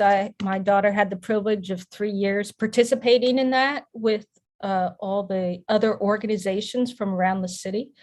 The design looks fine to me. The 2 questions I did have was at the end of the show, when we were like waiting for our kids to come out and everything, it was very dark around the theater, especially where the actors enter and leave.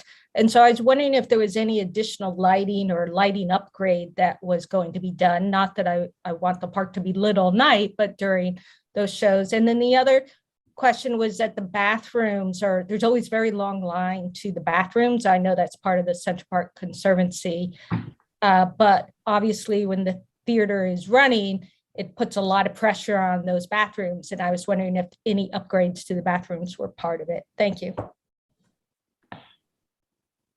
Barbara or anybody else have any thoughts on that? Or do you want to refer to Rosalind to answer that? I don't know if she can, but. I could answer that, but I think she could give a better answer if she's there.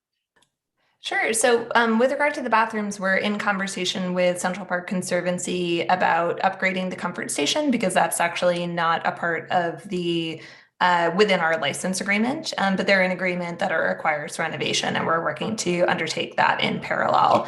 And with regard to the lighting, the design does contemplate some additional lighting just on the walkway that is immediately adjacent to the theater to make it safer for folks to traverse the space. But there is no intention to make that space lighter or to illuminate it for any other purpose than safety. Thank you. And then we're going to end with Mark and then go to the community member. Again, we're not going to do, this has been a very long session. We're not going to do second rounds. Mark? Thank you. I want to start by reinforcing what Melissa said, and I believe in the presentation to add to what Melissa said about making sure that there's equity involved in this decision, that there's a huge number of, or rather, a significant number of the tickets that are given out go to the zip codes that surround the park. And so if we're, and that speaks to me about the signage issue and the equity with respect to the signage issue, that we want to make sure that that gets expanded. And because of that, I view the signage issue as part of the artistic decisions that are made. It is part of the experience. During the presentation, they actually told us that they have commissioned their own typeface, their own font that is used for that signage. So for me, it's part of the theatrical experience, and I don't think that from a First Amendment standpoint or any other standpoint that I or the community board should be interfering with the artistic decisions made about a theatrical performance any more than anybody wants me to start reciting the Band of Brothers speech from Henry V. So in terms of process, this goes to LPC and then to the PDC. It'll be the Public Design Commission that'll actually make the decision. But I view this as, from the community board standpoint, I view this as from a point of view of preservation of landmarks, because Central Park, of course, is an individual scenic landmark. I may agree that I might agree that a different choice might be useful or better with respect to things like the color and the size of the signage, but I don't think that those decisions make the presentation as presented inappropriate. And I think that's the correct standard. Is what they've proposed appropriate to the scenic landmark? In my view, it is, because of the color palette, because of the materials, because of the interplay of the experience from the time that you walk off Central Park West. Finally, yes, to answer the question, as a person who once had different economic means and was able to get those sponsor tickets, you can deduct the entire amount of your contribution because the ticket is free. Therefore, it is truly a free Shakespeare in the Park. You get a tax benefit if you're in that bracket. And so I recommend that we not alter the resolution that has been proposed, and I intend to support it. Thank you. Thank you, Mark. So I'm going to add my thoughts, and then as the last sort of community member, and then we'll go to the community and vote. My thoughts is I think we oftentimes overthink things. And from my perspective, one of the most beloved things on the Upper West Side is the free Shakespeare, and people love it. And I think let's start, it's called free Shakespeare. So that's because it's largely free, and we've confirmed that. So the three issues that I think seem to be kind of holding us back is what was called advertising. I don't view it as advertising. It's called free Shakespeare. It's not free Shakespeare brought to you by Coca-Cola, and we're not promoting a product. So from my perspective, it's promoting what is going on. That's not advertising to me. You may not like the sign. The sign's fine with myself, so I'm going to support it. If you don't want to support the sign, that's fine. But to me, it's not advertising. It's public space using by the public. We've confirmed that it's free. So the idea that if we sell 5 or 6 tickets, somehow it makes it not free does not change the facts that it's largely free. So I hope that we've been able to confirm that. And the fact that there's long lines tells you that people want to go to free Shakespeare. And I've actually waited in that line, and I've gotten those tickets, and I was very happy to. And it was a very long time, but I had a good time. I had some friends with me. So I believe it's wonderful use of public space. And I don't have opinions on the color of the seats. I think it's, whether it's, I'll leave that to the preservationists, but I think, it seems appropriate to me, and I would think it's kind of unusual for us to sort of vote down this wonderful theater because we think it should be mauve as opposed to green. Those are not the types of things that I think perhaps that I would be voting against. So I will support it for those reasons, and that's that. So let's move on to the community member, right? Christian, I believe we said we had one community member. The community member is no longer with us. Okay, well, that tells you a little bit about our dialogue. So, okay. So I'm going to pause. We would like to call the question. There was an insinuation that there would be something done before, and I'll give a moment, but otherwise I'm going to allow us. Steve, can we put the signage up again before we vote? Sure. Mark, could you put up the signage piece for everyone? And before we vote. Everyone should take their hands down again, because if you raised your hand, it kind of screws the process up. So Christian, while we're doing that, let's just lower everyone's hands. Let's get people an opportunity to see the signage.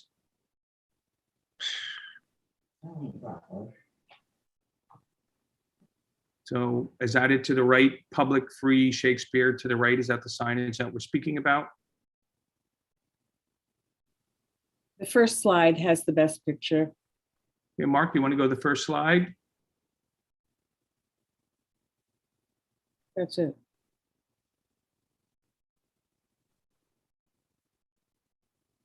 Okay, so there's some signage here to the left that says Shakespeare in the Park, then it has the Delacorte Theater.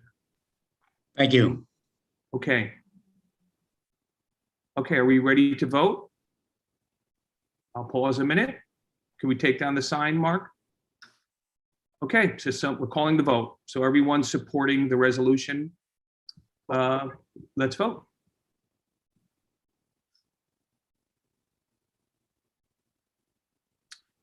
Let's wait a little bit. I'm going to ask everyone who's to step away from the voting in a few seconds. Okay, Mark, you see the digital. So let's stop. My physical hands up. Blanche, do you want to directionally vote? You're supporting? Yes, I am. Great. So Mark, I see 34 and 2. Do you want to confirm that? I'm looking for physical hands, and I don't see any others except for you and Blanche. So I've got 36. Great. And I think that's going to be it for the session with just the two of us. Everyone else has availability. Okay, Christian, can we lower that? Okay, everyone against.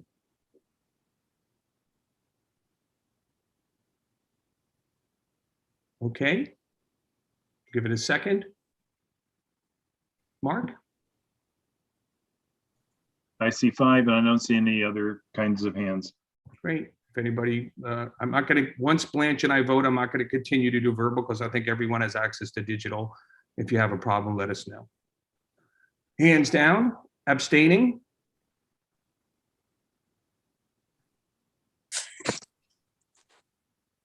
Mark? I've got 2. Great. And we can take that down, Christian.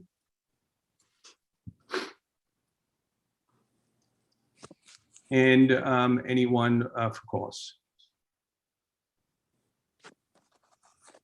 I think, and that's 1, right?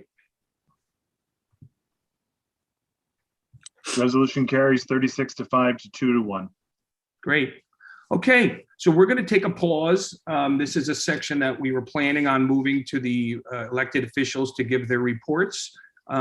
So we have some here, and we're going to take a pause, and then we'll get back into our voting. And I want to thank or welcome, I know it's not Hannah Wiederman, but I see Congressperson Adler. So if you'd like to go first, thank you for coming again. That's two in a row, so we're very thankful, and I'll give you an opportunity to speak. Well, thank you very much.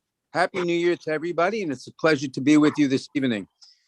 Unfortunately, we're starting off the year dealing with a new spike in COVID-19 cases with the Omicron variant, with New York being hit especially hard. I want to encourage everyone to get vaccinated and boosted, if you have not already done so, to protect yourself and your loved ones. As the pandemic continues to pose difficult challenges in our daily lives, I'm pushing Congress to extend and expand pandemic-related federal assistance programs. Last month, along with Congresswoman Maloney, I introduced the Low Revenue Paycheck Protection Program Relief Act. The Paycheck Protection Program, known as the PPP, gave small businesses 24 weeks after receipt of their loan to spend the money on forgivable expenses, which didn't help businesses that had to stay closed for much longer, like many of those in our neighborhoods. This bill would allow PPP recipients to shift the covered period of the loan to gain forgiveness if the small business was not in operation between April 1st, 2020 and December 31st, 2020, or saw a revenue reduction during that period of at least 80% from 2019. The point of PPP was to provide forgivable loans to small businesses to save jobs and livelihoods. This fix will strengthen PPP's equity and ensure that more of our hardest hit small businesses are eligible for loan forgiveness. President Biden has also paused payments on federal student loans until May 1st. While I support pausing payments in the short term, I'm fighting to cancel student debt to truly help our nation recover economically from the pandemic. In Washington, we're working on pushing reforms to help protect our democracy and voting rights. Last month, the House passed the Protecting Our Democracy Act, which is a historic package of pro-democracy reforms to create or strengthen guardrails preventing the abuse of executive power and restore Congress as a meaningful check on executive authority. And over the summer, we passed the John Lewis Voting Rights Act. The House has done our part, and I'm continuing to push my Senate colleagues to do the same with these pieces of legislation, and of course, to also pass the Build Back Better Act.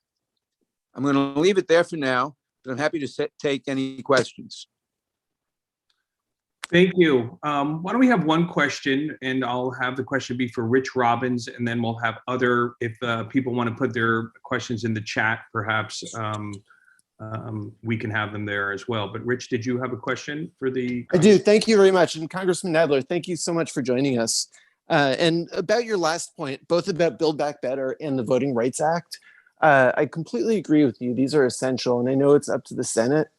I'm concerned, though, that last night Senator Schumer put out a plan to move it forward. Within hours, Senator Manchin came back and said, and as Politico said, threw cold water on that plan. And I'm worried that the Democrats publicly fighting just makes the Democrats look really bad and prevents things from moving forward. And I'm wondering if you think it's productive to have all this in the public, or if it would be better for the Democrats to just get in a room, try to work out what might be possible and do it privately and just come to agreement without everything just being infighting that I worry will really hurt in November. Well, there's been a lot of private negotiations. Obviously, I'm not in the Senate, but I know that the senators have been talking to each other. The real question isn't in my opinion, the public nature of some of the negotiations. The real question is, can you get the votes to break the filibuster in order to pass the Voting Rights Act and the various other things to save our democracy? Our democracy is really threatened now because Republican state legislatures all across the country are not only enacting voting restrictions to prevent people from voting, but they're also changing who can count the votes, to put partisans in charge of counting the votes instead of nonpartisans. And if you can control the count, it almost doesn't matter who votes or for whom they vote. And this is what we're trying to stop now. The filibuster is the great opponent here, is the great bar. And the filibuster is historically instituted in the 19th century to support slavery, and it supported Jim Crow, and but it's gotten much, much worse. You don't even have to do a talking filibuster. Now, the Senate did a couple of times in the last month and a half, pass carve-outs from the filibuster to enable us to enable the Senate to pass the extension of the debt ceiling, and the extension of the continuing resolution, so the government doesn't run out of money.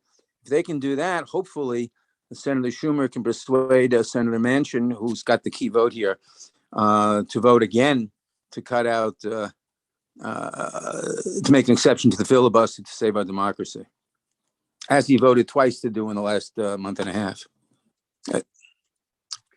Well, thank you, Congressperson Adler, for coming.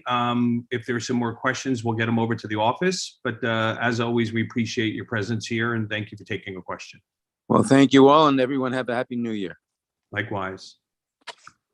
So I see that we have a few other elected officials in person. We've got a new member, we've got a member in a new role, and we've got one of our true and tried members have come. So respectfully speaking, why don't I have Council Member Brewer in your new role? But obviously everyone knows you, to have you have an opportunity to speak.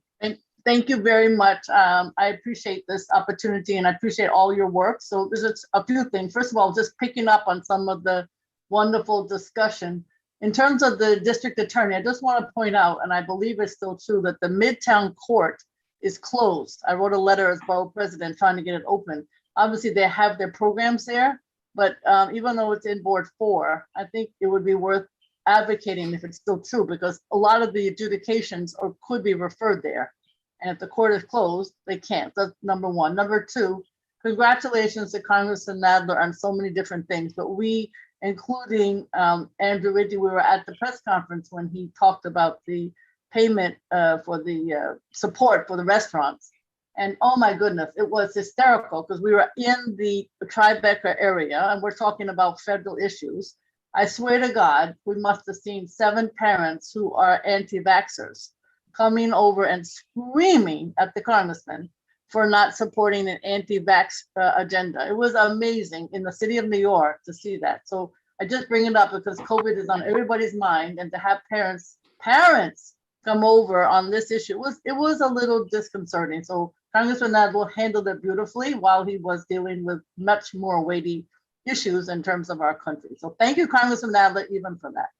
A couple of things. First of all, we are in our office at 87th Street. It's open, and we're all, we put the newsletter in the chat so you can find our information.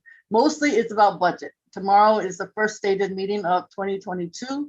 I'm one of the nominators, so Speaker-elect Adrian Adams, and I'm on the Rules Committee, and we'll see how it goes. I'm very excited about the group of 31 women, and obviously we have a lot of work to do. That's an understatement.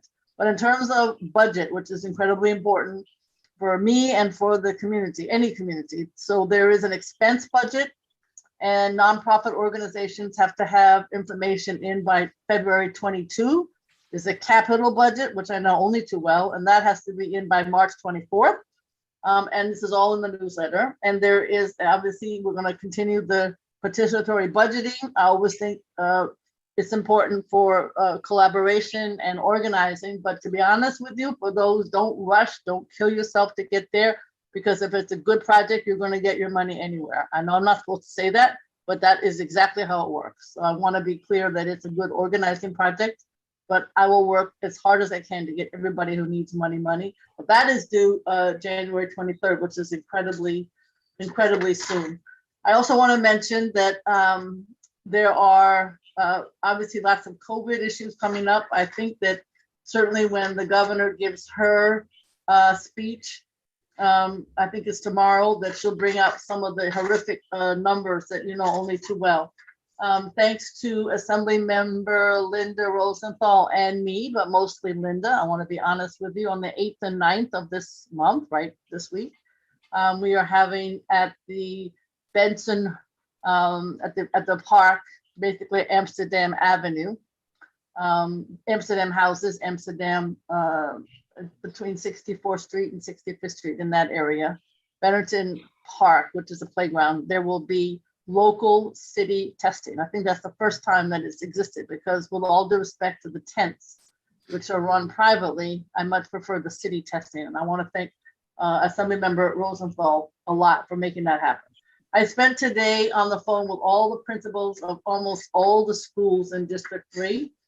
And I think those of us who either have had kids or who have kids in the schools now only too well. Attendance went from 50% to 72% in different schools, depending on the school. And I think there's a couple of prevailing issues, which I won't say who said what, because there's always retaliation that is in the bureaucracy. But there are big problems with what I would consider the emergency room that's supposed to handle these cases. One school had to send home 115 students today. And it's a good thing because people are getting tested. And when they're getting tested, they're finding out that they're positive and they have to go home. And then all the stories you heard in the paper about teachers being ill, there are a lot of teachers ill, and filling in those slots is really challenging. So after you talk to 20 principals, you do get a sense of what some of the challenges are, but I certainly won't say who said what, but I'm going to put it all together in my usual letters because I'm such a letter writer and I believe strongly. But the schools, I've always said at this god awful COVID, which I hope it does peak because somebody has to think in the next couple of weeks and recedes, if that's possible. I think the schools have been hurt more than any other aspect. Obviously, those of us who've lost family and friends can feel the health and the unbelievable sadness, but the schools are really hurting. So that's what I'm going to be focusing on in terms of the next few months, trying to get them as much support as possible. I want to also just say that how much I appreciate the Adams administration today, and I think Andrew Reggie knows this as well as I do, did put out a call basically to reform the small business fines and fees and other aspects of what's such a challenge for small businesses. It's restaurants and everything else. I remember going with the Department of Consumer Affairs years ago up and down Broadway, and some of the retail had no idea about what some of the complicated laws about how you're supposed to put a signage for a watch. It has to be a certain way. It has to be up. It has to be this. It has to be that. The laws are so damn complicated. So what I'm trying to say is, to the credit of the Adams administration, they asked the many electeds, including me, to put comments into the press release. It was obviously a very well orchestrated support mechanism for small businesses. So I thought that was excellent. Composting. I don't know about you, but somehow, I don't know how the hell, Board 7, and I think there was another board, maybe it's Council District 6, but basically Upper West Side. And I think another area of Manhattan were given, for lack of a better word, opportunity to compost. So, but we have to up the numbers. If we don't up the numbers, then I'm worried that our designation might be pulled. So we'll continue to ask, push on that aspect, but I do think you need to have more people, anything the community board can do. In my block, and I'm sure elsewhere, we have, we all have in some way or shape or form, we have the small brown bins, and we got to have more of them so that I don't need to give you the lecture about landfill because but it's a pain in the ass to have to compost, but you absolutely have to do it. And I don't want to lose the designation. So I'm going to be hounding everybody to participate. Everybody complains about the rats. Well, obviously that's, we're going to work on that. I think during the de Blasio administration, I understood that many of the rat inspectors were sent over to test and trace. And maybe that's important, but damn it, rats, getting rid of them is equally important. It's almost ironic for some strange reason. So I think one of the questions that you might have at one of your committees is, what is the status of pest control at the Department of Health? Because I get, as you get, so many complaints about rats. So I'm going to follow up, but I want to make a suggestion that you do the same. Thank you very much. And I will look forward to working with you. I want to thank all the people. It was a little embarrassing. People brought by flowers all day today to the district office. So in the windows, you'll see this, it looks like a funeral home. I appreciate them very much. And I will write, and everybody who came by, thank you, Susan, and others. I really appreciate it. It was extremely nice of you and very warm. And we're going to keep the windows open and up, and we'll have lots of fun things as soon as this god awful COVID goes away. And I hope you all stay safe. Thank you very much. Thank you. And I guess it's a welcome back. So thank you very much. Thank you. Great. So we now have one of our newest council members. I want to make sure, Sean, you're still here, right? I am. Now, so congratulations. Excited. I think we will be your first I don't know, maybe I'm wrong, first report as a council member. So never forget your first. So welcome aboard, and thank you for the opportunity to come. No, thank you so much. Of course, it's hard to follow after a comprehensive gale. But I want to, thank the Community Board 7 for having me this evening. I was sworn in just a few days ago, and so this is my very first official Community Board meeting as an elected council member, and I'm glad that it gets to be here with you. I have so much appreciation for the role this board plays as the most direct representation of this community, and I know that we'll be great partners over the coming years. The board asked me for two of my biggest priorities as an incoming member. They are helping our community continue to recover from the pandemic, making sure we're having a just recovery, and making sure that we get access to after-school programs universally for our city's public school students, having been held back in the 4th grade to graduating from schools like Columbia University were made possible because of the conditions of success we created for our kids. The pandemic struck many families and small businesses. It also hurt our children. Many of them lost learning opportunities and struggled with social isolation. You can only imagine the mental health impacts that our students and older adults are facing from the isolation from this pandemic. And I want to make sure we're putting forward policies that address that. But going back to after school programs, they were a huge part of my success. And I want to make sure that every single family has access to the same educational opportunities as me. But I also look forward to hearing about your priorities and the needs of the community board. My director of public engagement, Emmett Sklar, who's here, will represent my office at CB7 meetings when I'm not available, and is here to pass on questions or concerns that may come up. And he will also make sure to put our office's contact info into the chat, and you should feel free to reach out to me at any time. I want to create a space where I'm easily accessible, because that's what I signed up for, is to be there for you and to be responsive. We're going to get a lot done this year. I'm very optimistic. I'm hearing the concerns of our parents and our families about the reopening of schools. It's something that is very high on my mind right now. I have COVID myself. My symptoms are very, very minor, but I can only imagine as a parent, like sending your kids to school and the infrastructure is not in place to making sure that our kids have that safe environment. And so that's something, like Gail said, I'm going to be working on in the next few months.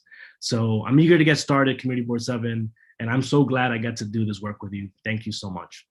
Well, thank you for coming, and very sorry to hear about having COVID, but just the same, you look great and healthy. And I know that you brought in a tremendous amount of energy to your run, and I think you're going to do the same to your office. So we're certainly excited, and we see Emmett on here as well, and we'll look forward to working with him as well. So welcome. Thank you so much for your time. I'll be back soon. Thank you. And now we're going to close with one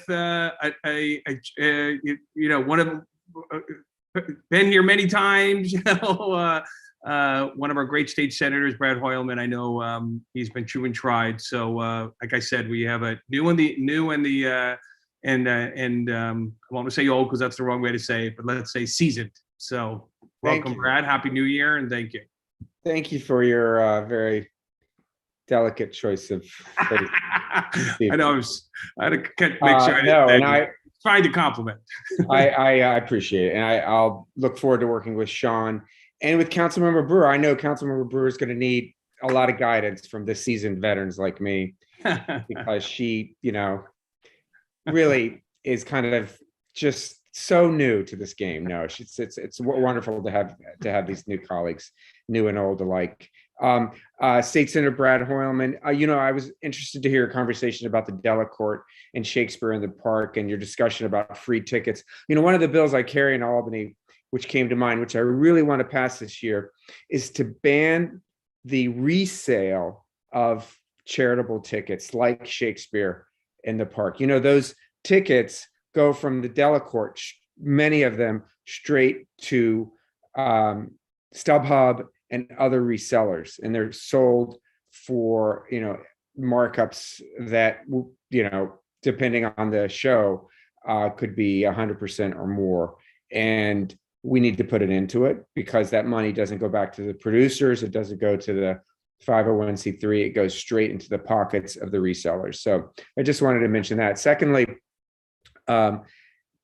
speaking of vaccines, Sean, again, I appreciate your comments about parents and the unease around their children, I share that concern. I have a 4-year-old who goes to pre-K at my local public school, and she's not yet vaccinated. So it makes me very nervous even to go in public with having her unvaccinated.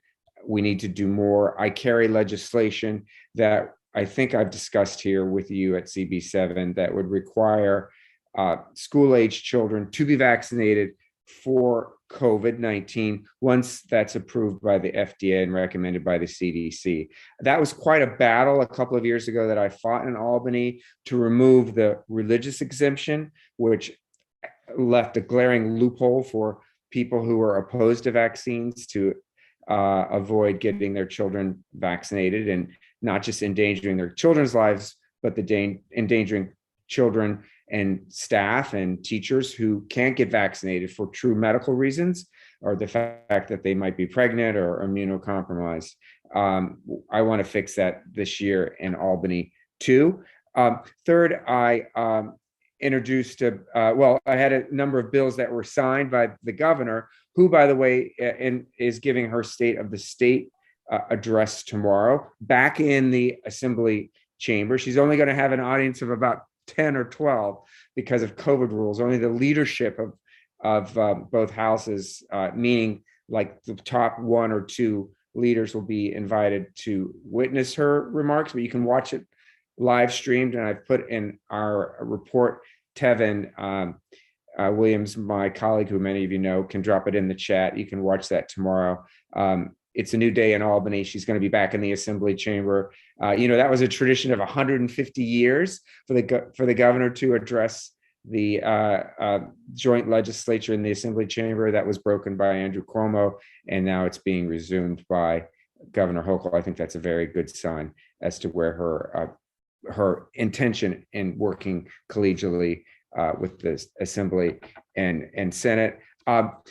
Third, I know it's been on the mind of many community board members about open meetings law and how long will we be able to be back virtually, technically until January 15th, but there are a number of bills to extend that further. I carry a bill that would allow virtual meetings, and I think you know, and I think you may have written a letter or a resolution in support to allow it indefinitely, but there is a bill that I think has a very good chance that I am a co-sponsor that would extend it through April, but we'll continue to work on that. The governor signed a couple of bills of mine. I should let you know. One is called the Hate Crimes Analysis and Review Act. I know crime is, of course, top of mind for so many folks in Manhattan and in our district, but we do a really poor job in collecting data around crime, understanding who both is victimized by crime and who the perpetrators are.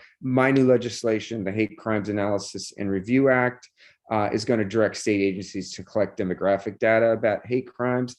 It's such a caustic problem in our society. We don't understand it fully. We need to take steps at very early ages for our young people to not just teach tolerance, but full-on acceptance of people who are different. I think demographic data is going to direct us in some interesting ways in policy making to stop hate crimes before they happen in the first place. The governor also signed a bill of mine. I'm the chair of the Judiciary Committee, you may know, that reforms New York rules of evidence laws. And then finally, wanted to let you know that I've introduced legislation to stop the flow of money to criminal landlords like Steve Kroman, one of the most notorious landlords who was actually imprisoned, but yet still is able to get financial support from New York State chartered banks. We need to put a stop to that. My new legislation will do that. And on Friday, finally, I'll mention that I'm holding, as chair of the Judiciary Committee, along with the Senate Housing Committee, a hearing on legislation called Good Cause Eviction, S3082. Currently, if a tenant's lease expires in a non-regulated unit, or if a tenant doesn't have a lease, the landlord can generally evict that tenant for any reason or no reason at all, even if the tenant continues to pay rent and obey all the rules of the building. Our hearings about this legislation that's carried by Senator Salazar that would ensure that so long as the tenant is paying the rent and doesn't breach the terms of the lease, they can't be evicted. It also puts a cap on how much a rent can be increased. We're going to discuss that, both pro and con, and some people in the middle this Friday. The information is in our board report. Look forward to the coming legislative session. Please be in touch with Tevin or me directly. My email is hoylman@nysenate.gov. Thanks so much and Happy New Year. Thank you. And I'm sorry for my my bad wording. Not at all. But I'll do better next time, you know. It's You always do great. Thank you. So nice to see everyone. Thank you. I know there's a couple of notes in the chat just about when we're getting back to the community session. We're gonna jump back into the business session now. We do our best. Sorry, Stephen, could we ask the senator a quick question? I'd like to get back to the business session. Could you put it in the chat? I can certainly make sure that you speak to Brad, but I think we're trying to get back into the business session. Sure, it's just about the redistricting that I think he is going to be voting on potentially before our next full board meeting. And I would love for him to comment either in the chat or how we can get in touch with him. Brad, I know we've talked separately, but I think it's an important issue for our neighborhood. Absolutely. Blinds came out from the Independent Redistricting Commission on Monday. The legislature, both houses will be reviewing those lines for a vote, an up or down vote on them next week, as I understand it, Elizabeth. From that point, the Independent Redistricting Commission will take the input that both houses have given them and potentially present new lines. The legislature then votes either up or down on those new lines. If they vote down, then the process starts all over, but instead with the Independent Redistricting Commission with the state legislature. Thank you. Also known as the Non-Independent Redistricting Commission. That's a joke. I read between the lines. So thank you very much. Thank you. Okay. So I just wanted to clarify, there was a couple questions about when the community session would start. We're going to get back to the business. And as soon as the business section starts, we're going to get back to the community. We'll get back to the community session. And then the community session, we'll hear from the community and then from elected officials, representatives. So let's get back to the business session. Unless I'm missing something, I'll pause for a minute, but that's who I saw in terms of the in-person elected officials. Thank you. And again, thank you again, Senator Loyal. So we are now moving on to item number 3, which is preservations. And preservations, I believe that you have 3, 4, and 5. You have a couple in a row. And 6. And 6, there you go. I missed, it's on the next page, so I missed it. We bring you 4 resolutions. We spent a lot of time on them at our meeting so that hopefully you don't have to tonight, but we'll see. Our first resolution concerns 23 West 83rd Street. And if we could see, yes. It's a fairly simple and straightforward proposal. It concerns one window on the top floor. As you can see, it's partially visible from the street. It is currently a double hung window, as are many of the windows, certainly all the windows in that building there, but also many buildings throughout the historic district as far as brownstones go. It will have, the new proposal will have the appearance of a double hung window, but it will be a window that swings inward for easier access to whatever potted plants and everything might be outside on that unofficial terrace there. We had a good discussion about it, about how much access we think is appropriate to spaces like that. But from an aesthetic point of view, it will, the appearance will be just about identical to what's there. And so we voted to 7-3 to affirm the appropriateness of this proposal to the character of the historic district. And the committee would urge you to support us in that.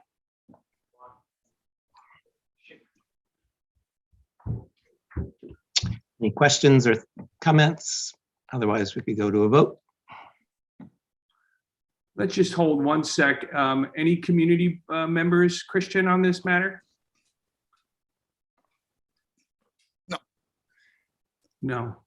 There is somebody with their hand raised. I don't know if there's a way to know that. I'm hoping that their hand's been raised for quite a bit, so I don't know if it's about this topic. James, Keneally?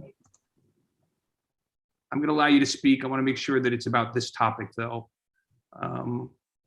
So, James, are you here to speak about this particular voting resolution number 3? My apologies. That was an accident. Okay. Well, thank you for clarifying it. Okay, so do we want to take the vote? Okay, I'll take that as a yes. So everyone who's voting to support the resolution, raise your hand.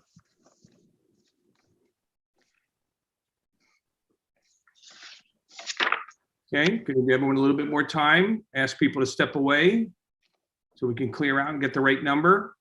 I've got 35 digital. I'm raising my hand. Blanche, or do you want to verbalize your vote? Blanche may not be on anymore. I'm going to give a second. Okay, so then we'll take that as, I'm assuming, Mark 36? Yep. Great. Christian, can we lower the hands? Anyone against?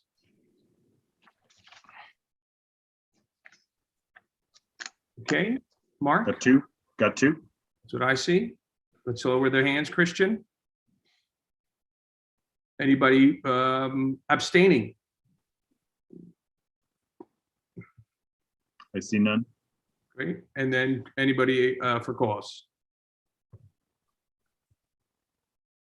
Great. Mark, you want to finalize? Resolution carries 36-2 to 0. And if we can pause 1 sec, Kay, before we move on. Christian, are there people, could you just give me a sense for item 4, 5, or 6? Right now, we only have people sign off for the public session. So there's nobody for these sessions, so we'll just go right to the vote, okay? Okay, so let's move on to item number 4. All right, thank you, Stephen. I'll take that one too. This is another brownstone. It's 256 West 88th Street. It's between Broadway and West End Avenue. If we could see a picture of it, it may look familiar to anybody who's walked around the streets in the 80s. It is just on the edge of the Riverside West End Historic District Extension. And I want to point out at the outset that our resolution is a disapproval of this proposal. Just to be clear, I know that sometimes can add to confusion. So our committee voted to disapprove this. And so if you vote yes, you're voting with the committee and supporting us in our disapproval, which I can outline briefly. You have all the detail in the resolution. We were very glad to see this building get some attention. As you can see, it stands out, in my opinion, stands out like a sore thumb on that block. I wish I could tell you what the proposal is for the front facade, which of course is of greatest interest to all of us. However, the building owner who was there at the meeting and made the proposal to us did not have a proposal yet for that front, and that sort of added to our desire not to approve at this time. But we also had issues with the things that he was bringing for us to consider, which was the rear yard, and then again on the rooftop. So we'll look at the rear yard first. As you can see, it has a kind of a classic L extension in the back. And the proposal would be to infill that space in between and to eliminate the tree that's there. And there you have the proposal on the right-hand side of your screen. for what would replace the rear yard, rather an extensive addition. And this is something that rear yards or additions are always somewhat tricky, but this is on the extensive side of what we tend to go along with and approve. Here you can also see the proposed rooftop addition. This was more modest, but we had a few issues with that. As you can see, it's a plain stucco wall there without any fenestration at all to break it up. And we thought this was not in keeping with the character of the district. And then there are, some other minor issues with the rear yard, but one thing, and here you can see in comparison with others. Another further issue we had is the plan for the backyard itself, which we do try to take into consideration. The committee members were not in favor of unnecessarily taking out a tree that's growing along peaceably. And also the proposal to largely pave over that rear yard and with a non-permeable substance. The owner was open to the idea of a more permeable paving stone solution to that rear yard, but we didn't make too much progress on that issue.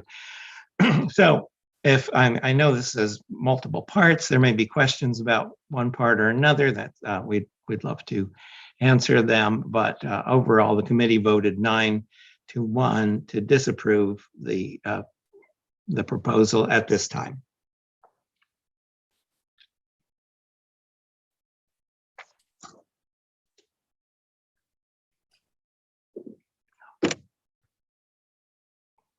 Anybody with a question or? I have a simple question. I mean, I always accede to the, can I go, Stephen? Or what? Yeah, I'm sorry. I muted my own self. So I was saying, Robert, you're up. Thank you. Yeah, I always go with on the architectural stuff. I tend to agree with them. I have my personal biases, but man, did you get this one right? And no, it's just for that tree, and I'm not going to share the most extraordinary story with my ex-marriage cherry tree in the back. We're not going to go into that, but it's the amazing story. Now, apropos of nothing, is this institutional or residential ownership? Residential. Yeah, but you got this one right. It's just all wrong, A to Z, isn't it? All right, thank you. Thank you, Robert, and you've got us all very curious about cherry trees. We need to hear about the cherry trees. It's an amazing story. Next time.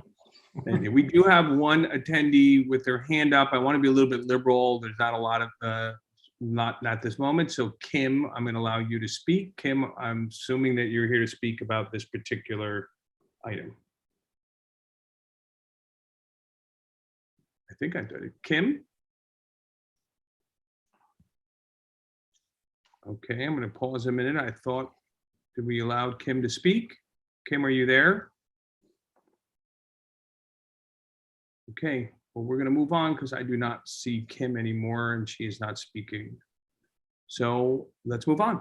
Do we want to take a vote here? Call the question? Wait, let's do so. So everyone who is supporting the resolution as stated, please raise your hand.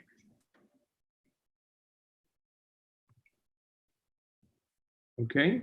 My hand mark is going to be physically raised. Let's wait a few seconds. The number's toggling a bit. So if everyone could then raise their hand and then step away from your digital hands. I'm going to ask one more time, then I'm going to stop. Blanche, I don't know if you're on. I can't see. If you are, please. I've got 35 plus mine. 36, excuse me, 36. Yeah. Now you're seeing the wonderful variations in the numbers. So it's 36 in my hands physically, so that's 37, right? That's what I've got.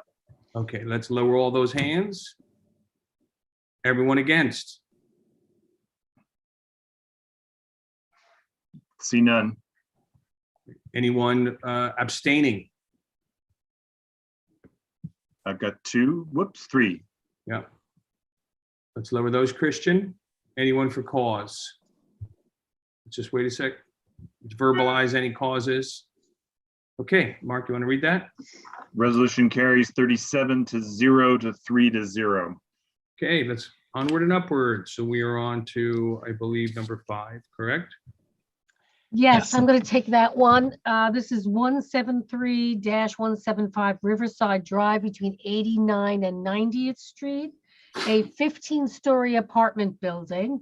And the repairs we're going to talk about, at least for our purposes, are on the balustrade on the top of the building. The last major repairs were done on this building in 2014 by the same architects and contractors, or the architects who will be doing these new repairs. And they took a look at what was happening and said, we got to correct some things. So what the important parts for us to consider are, well, that's the next one, Mark. Yeah, I'll wait. Sorry, I'll get you there. Give me 1 second. Yeah. I just want to say this building's on Riverside Drive, so it has 3 major facades, because you know how Riverside kind of wends its way around. It's an attractive place to have a big building, Riverside Drive. So what they want to do is you can see in the top picture, this is like who gave us this picture? Did you find this, Mark, or was this part of the application? I don't remember seeing. This was part of the application. We didn't, from Walter Melvin. On that. Yep. So this is what it used to look like. And you can see that on the picture below, these sort of Gothic shaped passageway or openings were covered by wood in the past. But what the applicant wants to do now with these is to install spindles. First, they have to build the balustrade up another 8 inches, because it's got to be 42 inches. And in most parts, it's 36. So they have to build up the balustrade. And then they have to install the spindles in the openings to prevent, well, right now, those openings are 9 inches, and they're only allowed to be 4 inches. So the purpose of putting the balustrade is to avoid, as Mark says in the resolution, avoid anything falling through them, those openings. So that's technically what they want to do. That's what's in front of us. And we found that the increase in height is visible from multiple angles, but does not affect or alter the primary facades, and consistent with treatments of other buildings in the historical district. So we approved this application. Does anybody have any question? I know I made it really, really simple, but the resolution is much more complicated than that, and I'm sure you all read it. Okay. I don't see any questions. I do see now one. So Jay, your question. It's not a question. I just wanted to add that the increase in height was mandatory to comply with code. Yeah, I thought I said that. If I didn't really say have that, a choice on that. I should have said that. It is required. Yeah, it's required. Any other questions or statements? All right, so shall we take a vote on this? Yeah, call the question. All right, all those are in favor of the resolution for this site on Riverside between 89th and 90th, please raise your hand. Looks like we're hovering around 33, Stephen. Yeah, let's now it's 34. So if everyone could stop voting, it's moving again. So just want everyone to step away from the computers.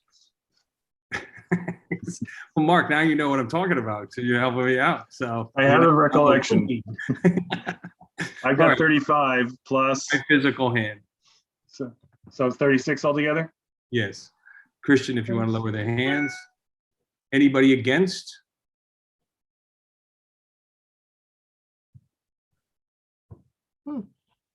We have one, right, Mark? I've got just the one. And anybody abstaining? Seeing none. And anybody for cause? One for cause. One ineligible. Deb, did you? Oh, okay, I got it. I'm sorry.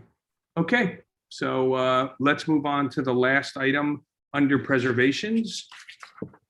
Thank you, Preservation. everybody. This is 315 Central Park West at 91st Street, Twin Parks Montessori Schools on 91st Street.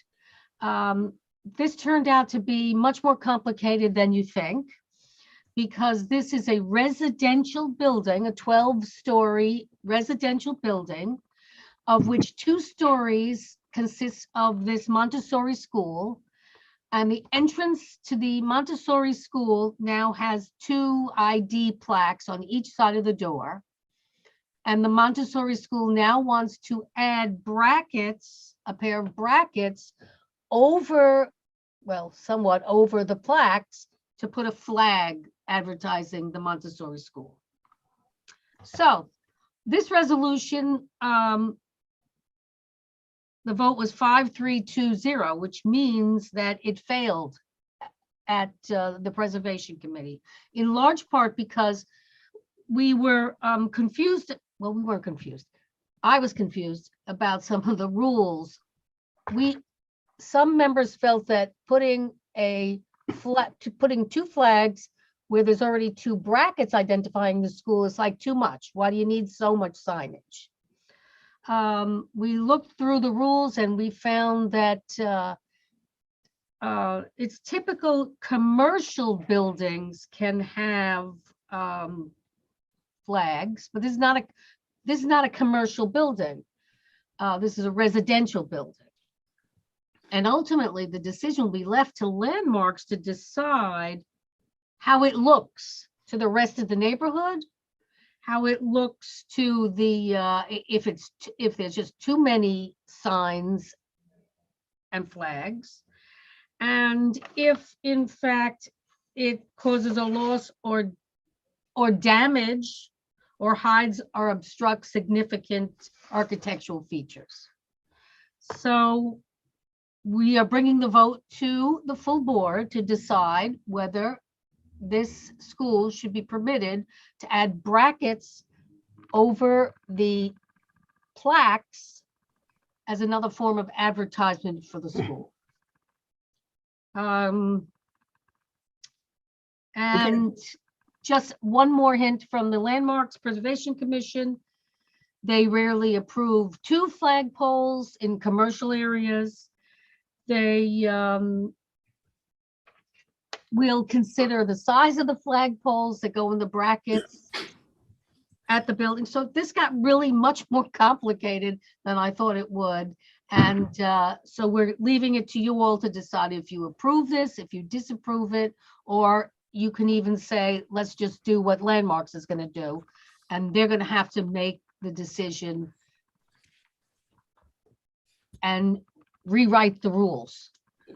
But Michelle, could you just clarify, because I think it's confusing, what are we voting? Did you support? We are voting. What are we voting for today? We are voting on their application is to install a pair of brackets to hold vertical fabric sign banners.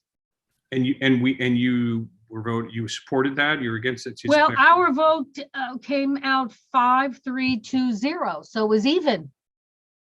Right, because 5-4, 3 against, 2 abstain. Pardon? 5-3. There was no decision. You have to have a majority vote one way or another of those present and voting, but the vote to approve was only 5 out of 10. So it's not sufficient to approve it. To approve or disapprove. And if you reversed it, it wouldn't be sufficient to disapprove it. So the decision of the committee chairs supported by the committee, was to bring the application to the board, explain the facts, and have the board decide. Let the board decide, which means that at the present time, someone will have to propose a resolution to either approve it or disapprove it, and then we take a vote. Okay, that's what's confused me. Why don't we, thank you for clarifying, and that's, now I understand. So why don't we go through the questions, and Jay, you had your hands up, so I don't know if you're monitoring or something else to speak about. Yeah, it's an unusual situation because the placement of these types of banners or signs,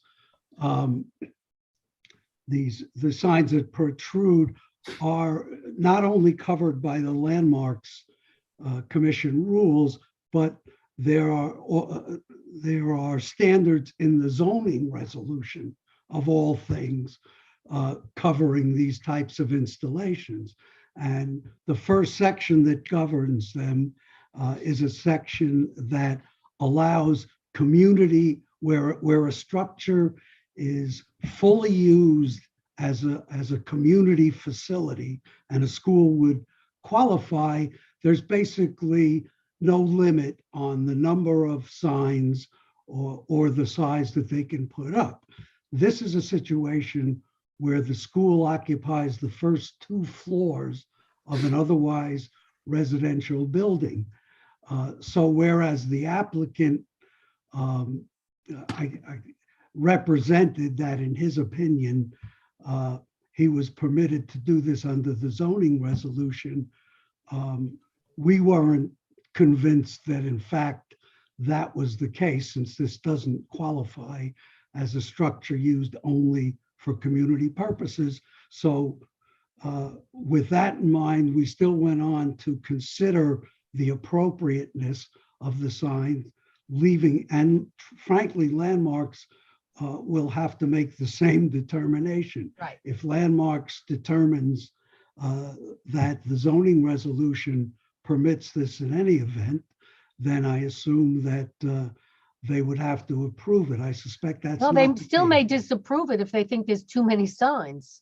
Well, the zoning resolution would take precedence, and the zoning resolution allows it under any circumstances. My opinion as a lawyer is that Landmarks will rule that this does not come under that section of the zoning resolution, and they'll treat it like they would any other application.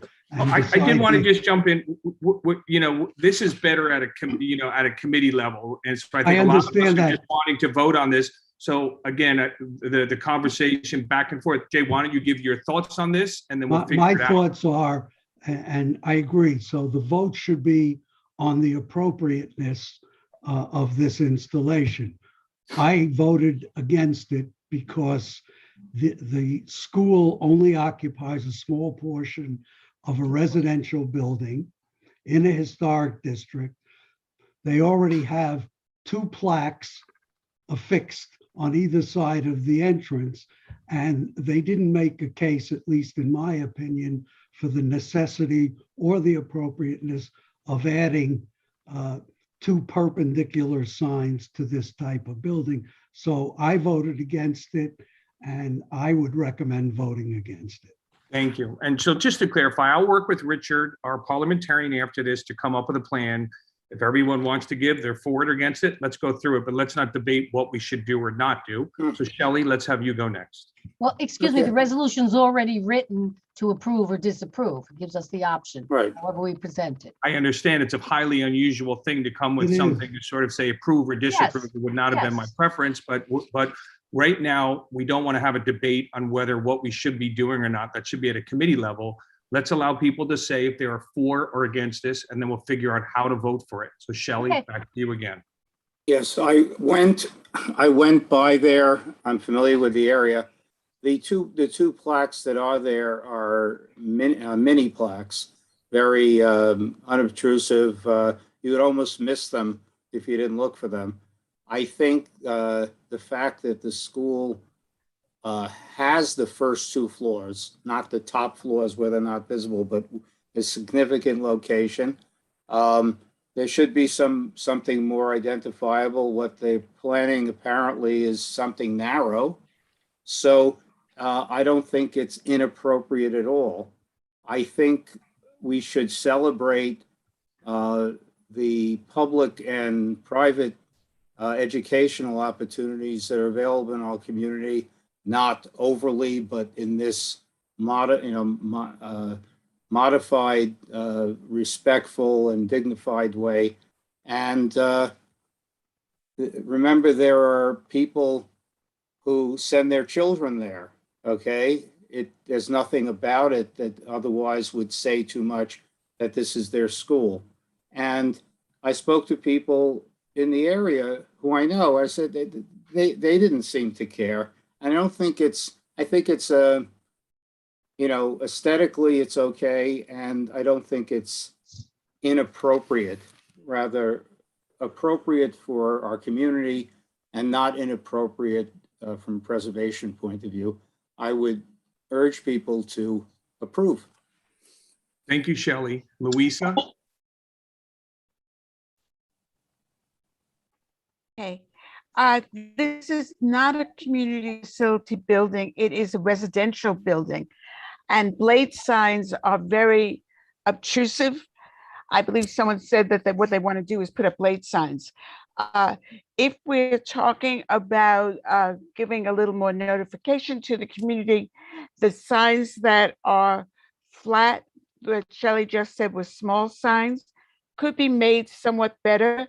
But I don't believe that under zoning that they would be permitted to put blade signs on a residential building.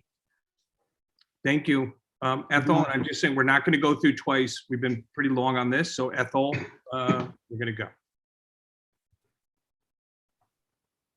Ethel, you got to unmute yourself. Yes, I am. Yes. I think that this is inappropriate. I think that it is much better to have the flat signs well designed. If need be, they could be made larger. But a flag, and at least what I saw, and I think it's not clear exactly what those flags are going to be like, but I think it is inappropriate in what is primarily a residential building. And the school could advertise itself in a clear and more discreet fashion. I would not vote for this. Thank you, Ethel, for your concise feedback. Mark? Thank you. I think everyone's correct that this is really a blade sign. They're calling it a flag, but it's a blade sign or a pair of them. Our board, and they're rare and they're rarely approved on side streets in historic districts. That said, our board voted to approve a blade sign for a dog grooming and dog training business on about West 84th Street or 85th Street. So if we're going to do it for dogs, I think we should do it for kids. Thank you. Okay.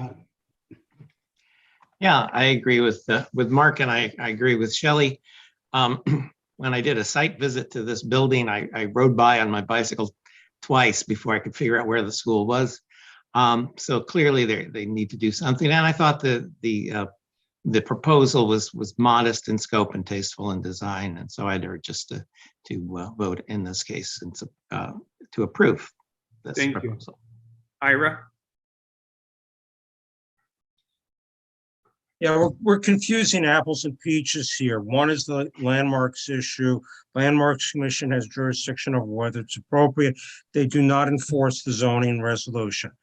Going back to the point of whether it's a community facility or a residential building, it is a residential building because it's not a community facility building, because Jay's right, it would require the entire building to be a community facility. So you got two separate issues, parse out the two issues and make your decision there.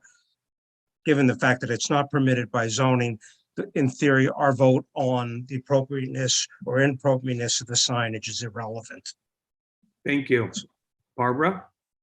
I don't have any problem with this at all. I agree with Shelley. It's a school for little kids. It gives it a little bit of color. The building doesn't seem to have any outstanding architectural features whatsoever. I don't know if they're still there, but the Columbia Grammar School certainly used to have banners outside. And for God's sakes, all along Central Park West, we have large banners all year round, as well as some of the other avenues. So I have no problem with this. I will vote in favor of it. Thank you. Robert. Yeah, I agree with that. I think that it's as much about streetscape as it is about a school. And I'm all for banners and flyers and I just learned this term blade, but I see what that means, and it's good. It's good signage. The question is the design, and I trust that they're going to have it's Montessori, that they're going to have a very attractive, appealing sign that's going to dress up the block and certainly dress up that flat building. There's nothing to offer aesthetically from at least the pictures that I'm looking at, and I don't have a visual picture of passing through there. But I'm all for dressing up the street with flags and banners and good signage. So I support this. I support that we vote for this to approve it. Thank you. Clary. I think I'm actually about to change my vote, which had been yes to no. But the reason I raised my hand is to ask if Mark could show the rendering of what this would look like with the banners.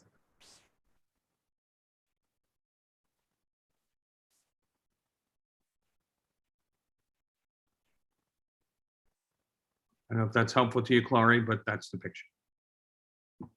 Mark, you want to circle those again? It's a little bit far away. It's not the best visual. Can I enlarge this?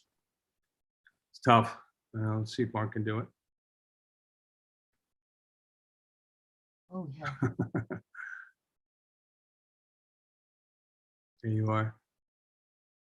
Stephen, can I just say something quickly while he's trying? Sure. Just a correction with respect. These are not blade signs. Blade signs are specifically defined in the LPC rules as rigid metal signs. These are considered banners. So I know nobody cares at this point, but they're not blade signs. Okay, thank you for clarifying it. Okay, Clary, did you get what you need from the picture the best you could? Yes, I did. Thank you. And I actually had hoped everybody would be able to make their decision based on what they see, one way or the other. Great. And we have one community member. I hope it's for this. Zuri, I'm going to allow you to talk. It's been, again, I'm assuming it's this topic. Zuri, do you want to speak about this topic? Yes. Well, thank you for allowing me to speak. So you mentioned sort of the young kids. I've had two children, part of the Twin Parks Association. One is currently a student at this school. And so, I am 100% supportive of this because it celebrates what this institution has done for me as a family in terms of education. And it also lets people know that this institution is there. And so I'm fully in support of this. Thank you. Thank you, Zuri. So let's take the vote. I guess what we have to do is either make this a vote for or against, and then everyone will do so. So Richard Ash, as a parliamentarian, my suggestion is that you correct me or jump in here as well, is that we turn the resolution to support putting up the signs, and then everyone, that means if you support putting up the signs, you vote yes. And if you are against that, you're going to vote no, and that will decide which way our vote's going to go. Does that make sense? And Richard and everyone else okay with that? Yeah, if I may read, therefore, Community Board 7 approves the application as appropriate to the character of the historic district for the reasons articulated above.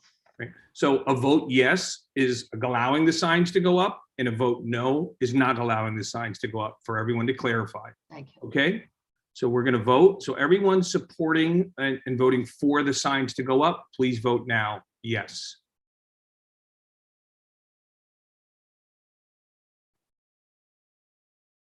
Okay, and it's not going to be so close, but it's close. So let's just make sure everyone stop. Okay. I've got 25. I've got 25 digital. My physical hand will go up. So I've got a total of 26. Let's take down all those hands.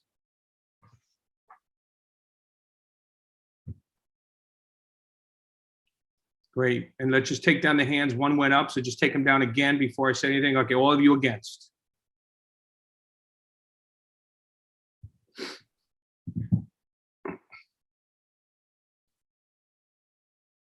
Looks like it's 9.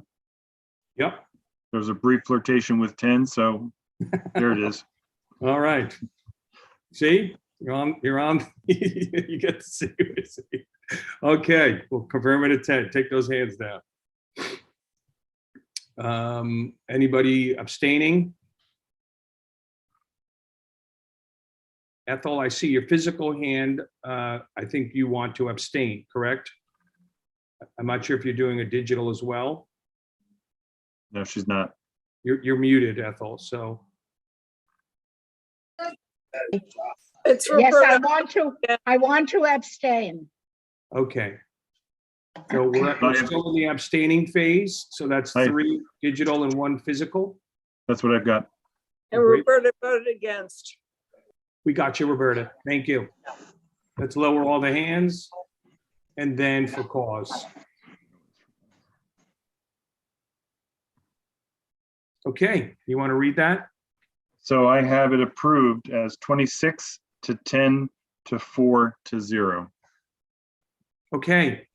I told you we're going to be a little flexible today. We have some new council people and we've got a new council person that's come in now.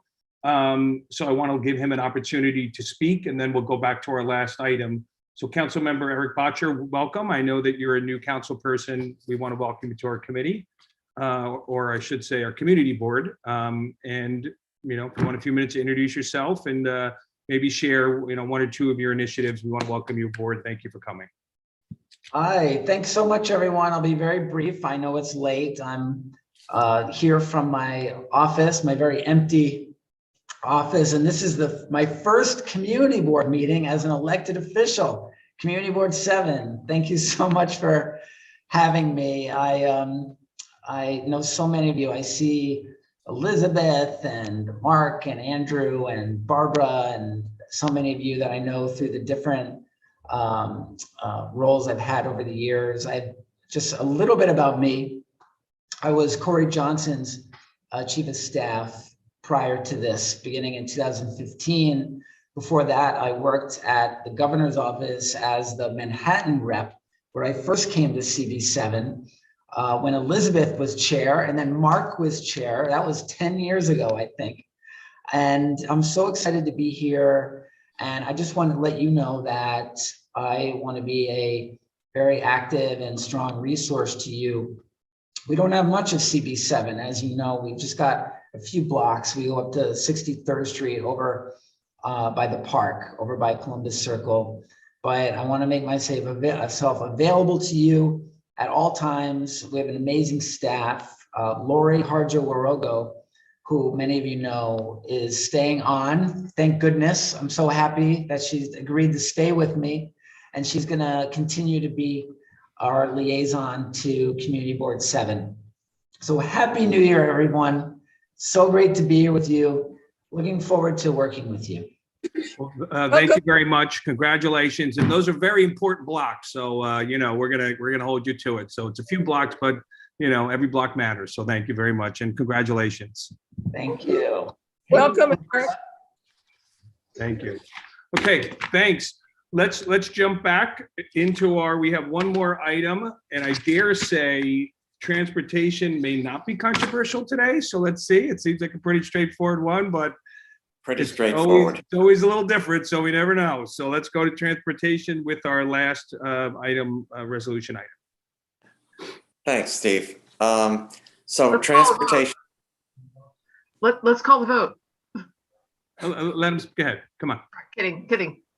So we have our yearly approval of the Green Market's 2 locations at 97th and 77th Street. We had heard from Kathy Chambers that the city was not sure if they were going to grant them the 77th Street location. We have since heard that they are. And obviously our resolution was to approve both locations as the Green Market has become an integral part of life on the west side. We did approve that by 8-0-0-0 and non-committee board members 4-0-0-0. So we're happy to recommend an approval. Great. Any questions? Call the vote. Michelle, you have a question? Or are you voting? Yeah, sorry. This is Sunday on 77th Street and Friday on 97th Street? Yes.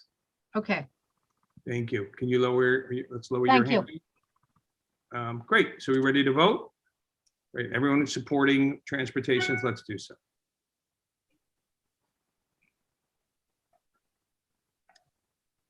Let's focus on the digital hand.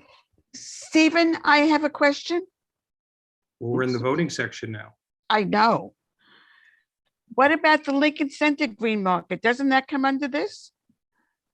That was not part of this application, no. That's right. It's on a different schedule. The answer is no. Okay. The answer is no. Okay, thank you. Great. So we've got 30. I'm going to raise my physical. Mark? I got 35 plus 1. Yep. So that's 36, right? Yep. Great. Let's lower them.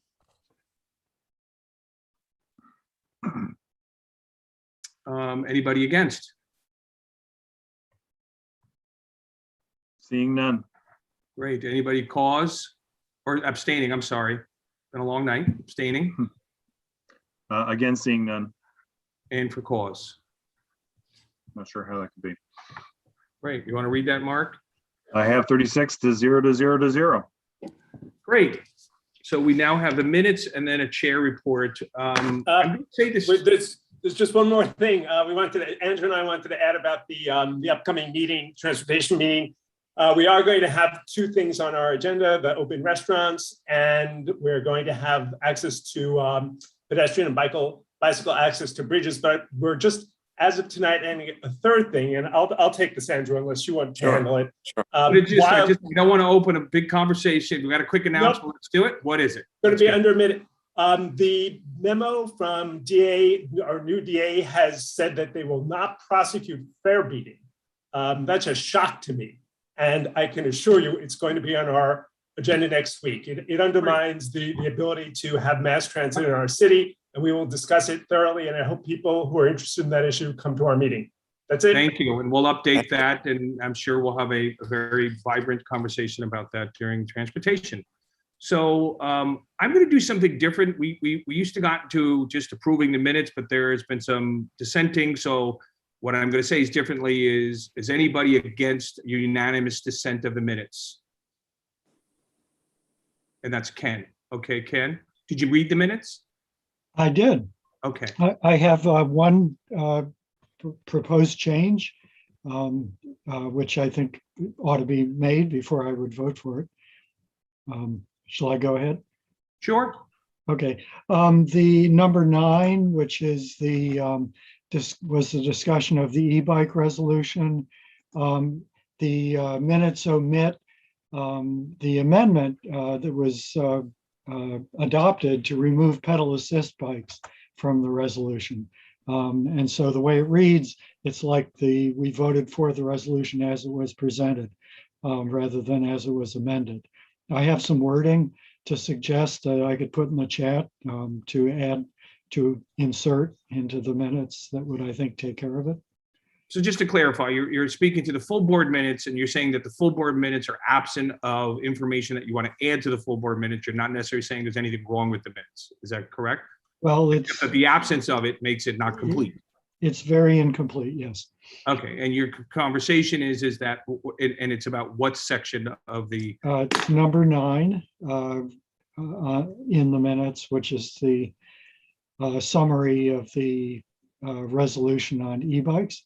And what do you want to add? What line would add to the summary? You want me to read it? I guess so.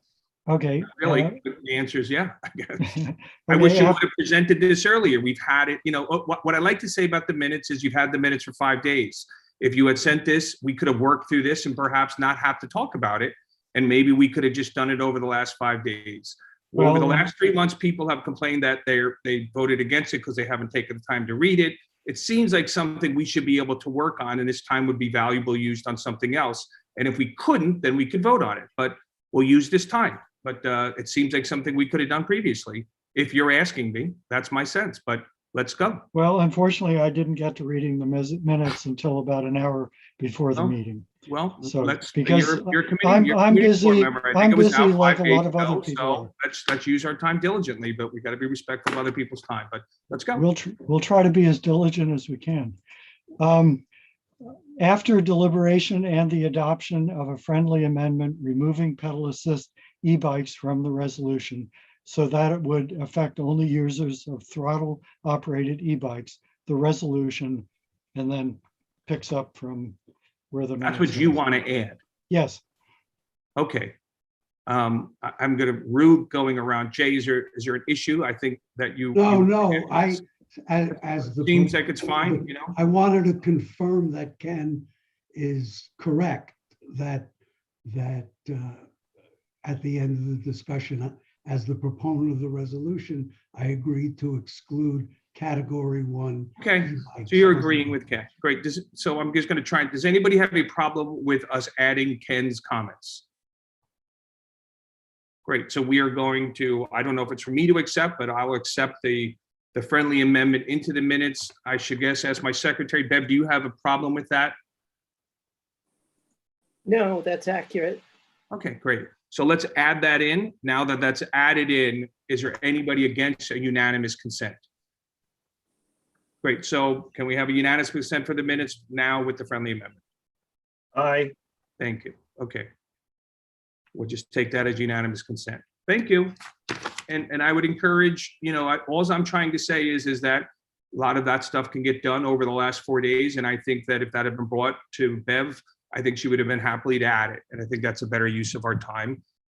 And I've been pushing for the board, for our staff, to get it out well in advance so we do so. So let's try and do that. But if people have things they want to talk about minutes, we're certainly open to doing so. We have great secretaries and they're always listening.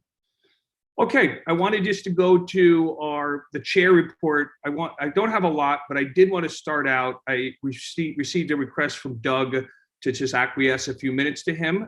So I wanted to do so. So Doug. Thank you. I just wanted to express my personal gratitude for everybody that reached out to me regarding my dad's passing. Sorry, I'm getting a little emotional. You guys are like an extended family to me. I didn't expect to be so emotional. I'm sorry. I appreciate all the kind words that were said to me, and some people showed up, and it just meant the world to me. And I do consider all of you my brothers and sisters, and it's been a hard time. I feel better. I'm getting my sea legs back, but it meant so much. And I just wanted to make sure that I will in time get back to each and every person that did reach out. And I'm sorry I haven't obviously been dealing with a lot. So that's it. Thank you so much. And back to our meeting. Well, Doug, again, I think whether it's clapping or what it's appropriate, but I think we all, you know, everyone wants to support you. You know, many people reached out, and again, very sorry for your loss. And we're all here to support you as much as we can. Can I say something to Doug just very briefly? Sure. Doug, do you mind? No, not at all. My mother passed in 2006. And I went to some friends with a lovely Christmas dinner. So that's 2006. And I was describing my mother. I had to stop because I was going to break. So get used to it. Thank you, Robert. It never stops, never.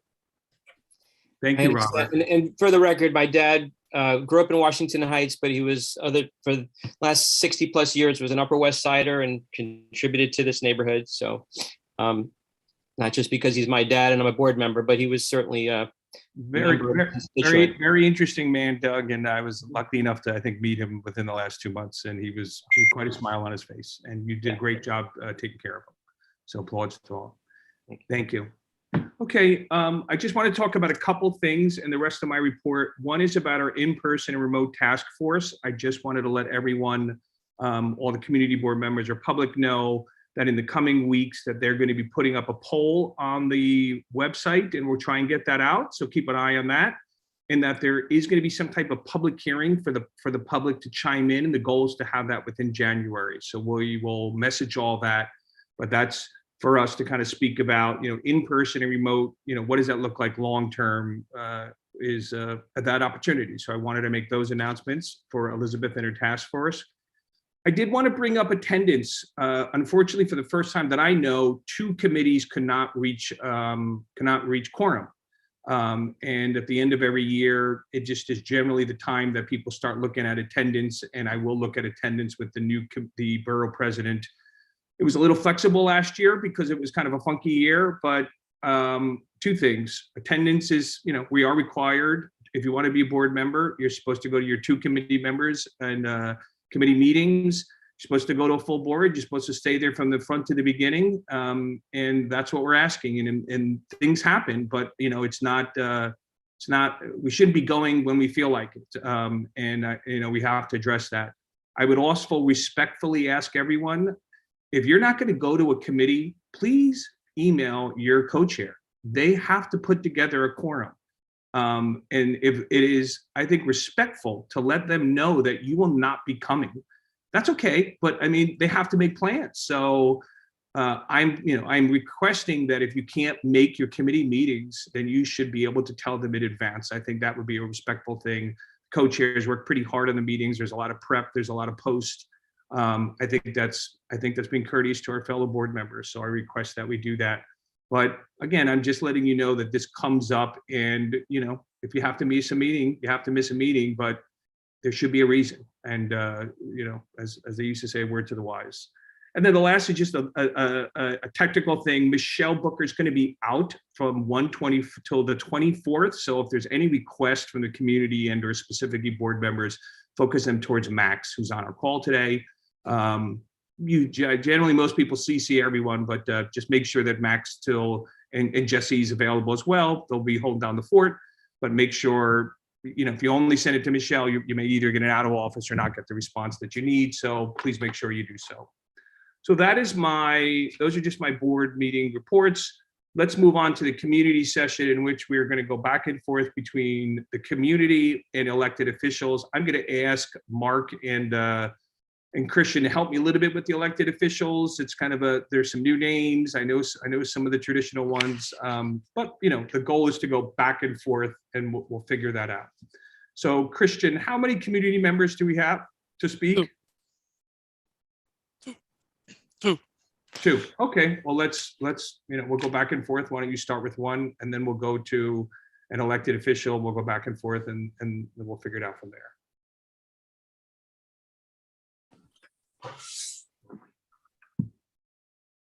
So Christian, do you want to call the elected official?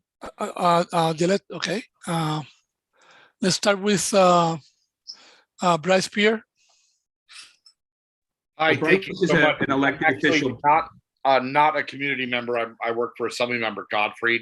That's okay. Why don't you just go ahead, Bryce? It would be great. I did stay through the whole meeting last month until 10 p.m. You are a steady guy. So if you lucked upon the first go, give it a go. Here's the news flash, folks. After 52 years serving in the Assembly, Dick Gottfried will be retiring in December of this year. So he will be serving his final term in the legislature. And I've sent through a bunch of stuff. He's been very busy. A lot of his bills have been signed into the law since that very last meeting that I sat through till 10 o'clock last month. In a nutshell, some of them are a health equity bill requiring hospitals and major healthcare institutions, or not so major, but when they're doing major changes to their physical environment, campus, moving, shutting down services, filing a certificate of need or a CON application, they will now have to include an assessment as to how that's going to impact underserved parts of the community. We think it's really being hailed as a landmark law because the CON process is really so important when a hospital like Beth Israel downtown, tries to close down, move, downsize. It does have to go through the CON process. And I'll now have any hospital would have to submit this health equity assessment on disparate impacts on different populations and neighborhoods. And so that's a major piece of legislation he's worked on for years. That was signed into law in December. 2 clean water bills, one that will tighten up testing standards on lead in water in schools in New York State. And then another that is going to increase the list of contaminants for which all water systems in New York State will have to be tested for. Both of those also bills he'd worked on for years. Governor announced she had signed those also December 23rd. On January 2nd, she announced she had signed his bill to regulate pharmacy benefit managers. They're kind of middlemen that have taken over huge chunks of pharmacy retail for prescription drugs that we all need. Complicated issue. I'd take a look at the press release. That bill also been worked on for years.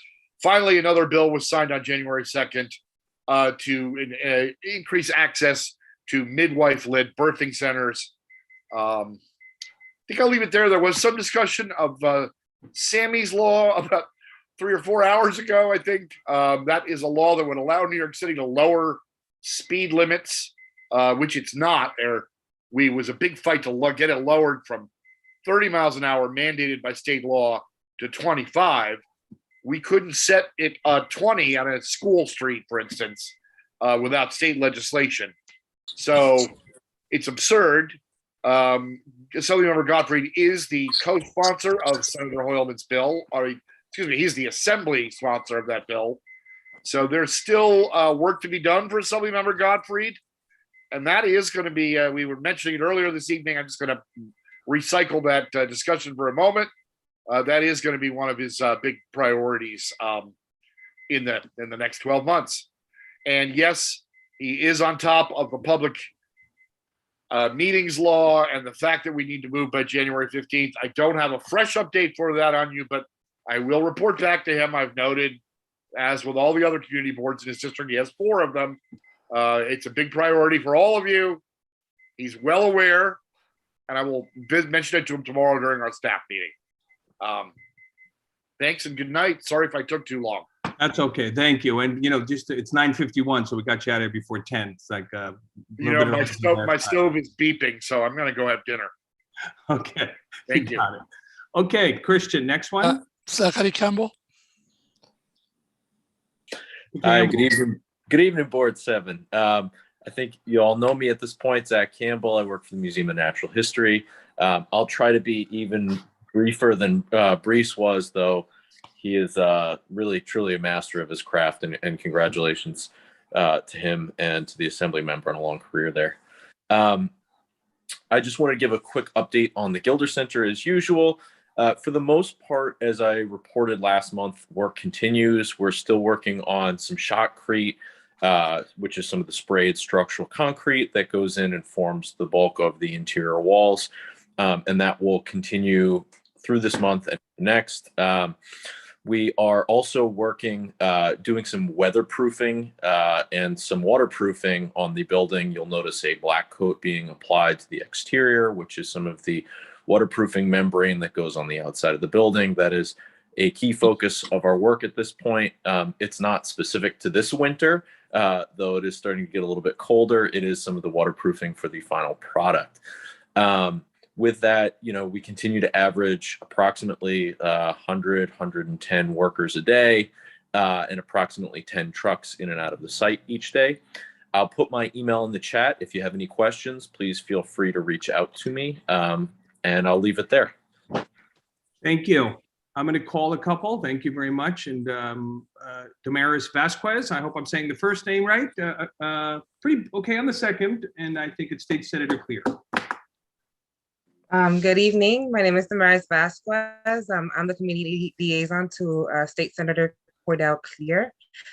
This is my first community board meeting, so I'm looking forward to working with you guys and being of assistance in anything that the senator could assist with. So I see one familiar face, Miss Michelle Parker, who I've met in the past, working with in the tax and limousine industry at TLC, but now working with state senator, and I look forward to being the bridge between State Senator Cordell Clear and CB7. So I'm excited. Thank you.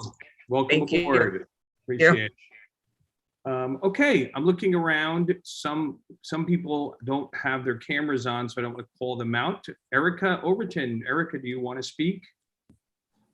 Yes. There you are. All right. I'm texting you. I'm calling you. I got everything going. You know, so No, I'm sitting here. Well, happy 2022, everybody. The assembly member is currently in Albany, so you're stuck with me tonight. The governor signed 6 of the assembly members' bills into law just the week right before the holidays and a little bit last week. And so in total, the governor has signed about 21 bills of the assembly members into law this session, and they start session tomorrow. So very exciting.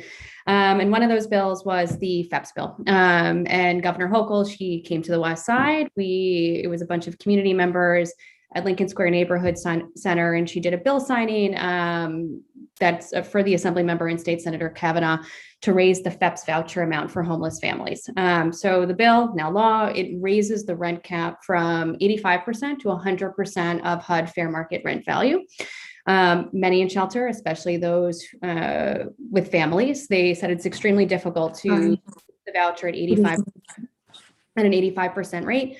And so there's about 100,000 plus homeless children in New York City as of last year. So hopefully this law is critical in those who are trying to escape homelessness. Another bill that was signed was prior authorization. It's MAT prior authorization, and the law expands access to medication-assisted treatment to help individuals with Medicaid overcome substance abuse disorder.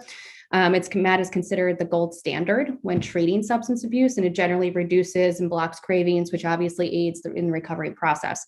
However, people on Medicaid are often limited to using one type of medicine, or they're just delayed in getting authorization to use the medicine, which could trigger relapse and whatnot. And since we've had more overdoses last year than any time, hopefully this bill will allow people to actually get the treatment they need to recover. New York removed prior authorization for those with private insurance about 2 years ago. So this is just obviously the next step. And Councilmember Gail Brewer mentioned this earlier. Last week, the assembly member organized a letter to the city with Councilmember Gail Brewer requesting a testing pop-up site on the West Side. The city responded this week. They agreed. And that is what she was talking about. On January 8th to 9th, there will be a pop-up from 9 a.m. to 6 p.m. for people ages 2 and older on West 64th Street. You don't need ID or health insurance to be tested. And models obviously show that there's going to be a peak in mid-January. So we're going to keep on getting them to give more pop-ups on the West Side. The assembly members also hosting a mammogram day event on February 23rd. We had one in early December. We had a lot of interest. We couldn't accommodate everybody on that day. So we're having another one. So space is limited, but if you know anyone who needs a free mammogram, please let us know. And then recently the assembly member wrote a letter to NYCHA about the November fire that occurred in one of its buildings at Amsterdam Houses. We've been in contact with FDNY. It appears it was an electrical issue, which begs many questions considering there are chronic leaks at Amsterdam Houses. We've asked that all of the wiring, outlets, whatnot be inspected in that building, as well as a host of questions that we have of complaints that had been submitted about electrical issues and leaks. And as I mentioned during CB7's Land Use Committee, on scaffolding, the assembly member wrote a letter to NYCHA over the summer requesting information on why the roof work was taking so long at Amsterdam and issues generally with the scaffolding. After that, NYCHA declared the scaffolding and work should be complete by May and June 2022. So the work will be done in May, and then the scaffolding will come down right after that. So hopefully the roof work is also supposed to stop the chronic leaks. So we'll see. And then last but not least, we received a complaint from a constituent who thought the lighting in the West 72nd Street subway was too dim in the stairwell. So we reached out to the MTA. We requested an inspection and a plan to fix the issue. And a few weeks ago, the MTA added 2 new LED fixtures, upgraded LED lamps and lighting in 6 of the station stairwells. So hopefully maybe you'll see something brighter in the stairwells.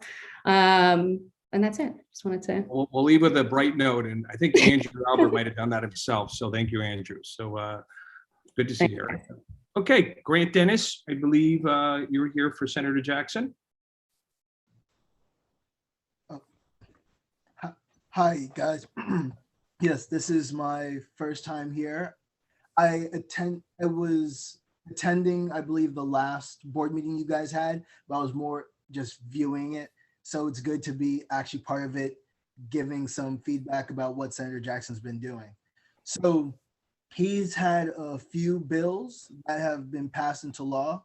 The first one is S2008, and that is a bill requiring health insurers to specify in their written notifications to policyholders and healthcare providers whether the insurer is fully denying a medical claim or whether the insurer is partially approving a medical claim. This bill requires the insurer to specify which claim or medical payment it believes it is obligated or not obligated to pay. So no longer will medical insurance companies send individuals letters that conspicuously state that their medical coverage for procedure or therapy. And another bill that we have is Bill S2623. And the purpose of this bill is to include childcare as a compelling family reason for the purpose of unemployment insurance. And so it qualifies adults who have children, have to take care of them, to apply for unemployment insurance. And a few other updates is that over the past month, Senator Jackson has been doing multiple vaccine events throughout mostly Harlem and Uptown. However, the goal is to set up another vaccine event in the near future around Lincoln Square later this month. And a last announcement that we have is that we're looking for a part-time community liaison for the Upper West Side area. So if you know anyone that might be interested, or if you're interested, I'll put the email in the chat, but please just contact our chief of staff. Okay, well, thanks, Grant. Welcome aboard. Great job. And we look forward to more of your reports. I don't see, I'm going to look, I'm open to either someone saying I missed them or Christian or Mark saying I missed someone. Tevin is not going to speak above and beyond Brad. So we've been texting.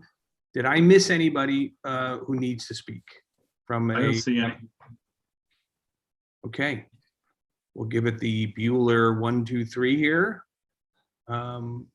There is a community member that raised their hand, so I'll wait, Stephen, there are 3 community members that signed up to speak. Two came late, labeled, the one that has been waiting for a while. Okay. Oh, okay. I thought we had gone through that. That you had No. We missed one, and then 2 more sign up. We can skip those if you like, but one have been. I'm not going to skip anybody. It's not a problem. So let's go through them. So we have Maria Dancilo here. Let's let everyone have the opportunity to speak. So. Hi, good evening. It's Maria D'Angelo. Happy New Year. And Doug, I'm very sorry about your loss. Hi, thank you very much. So I just wanted to talk about the rat problem on the Upper West Side. It's been a really interesting and great meeting tonight and talking about so many great issues.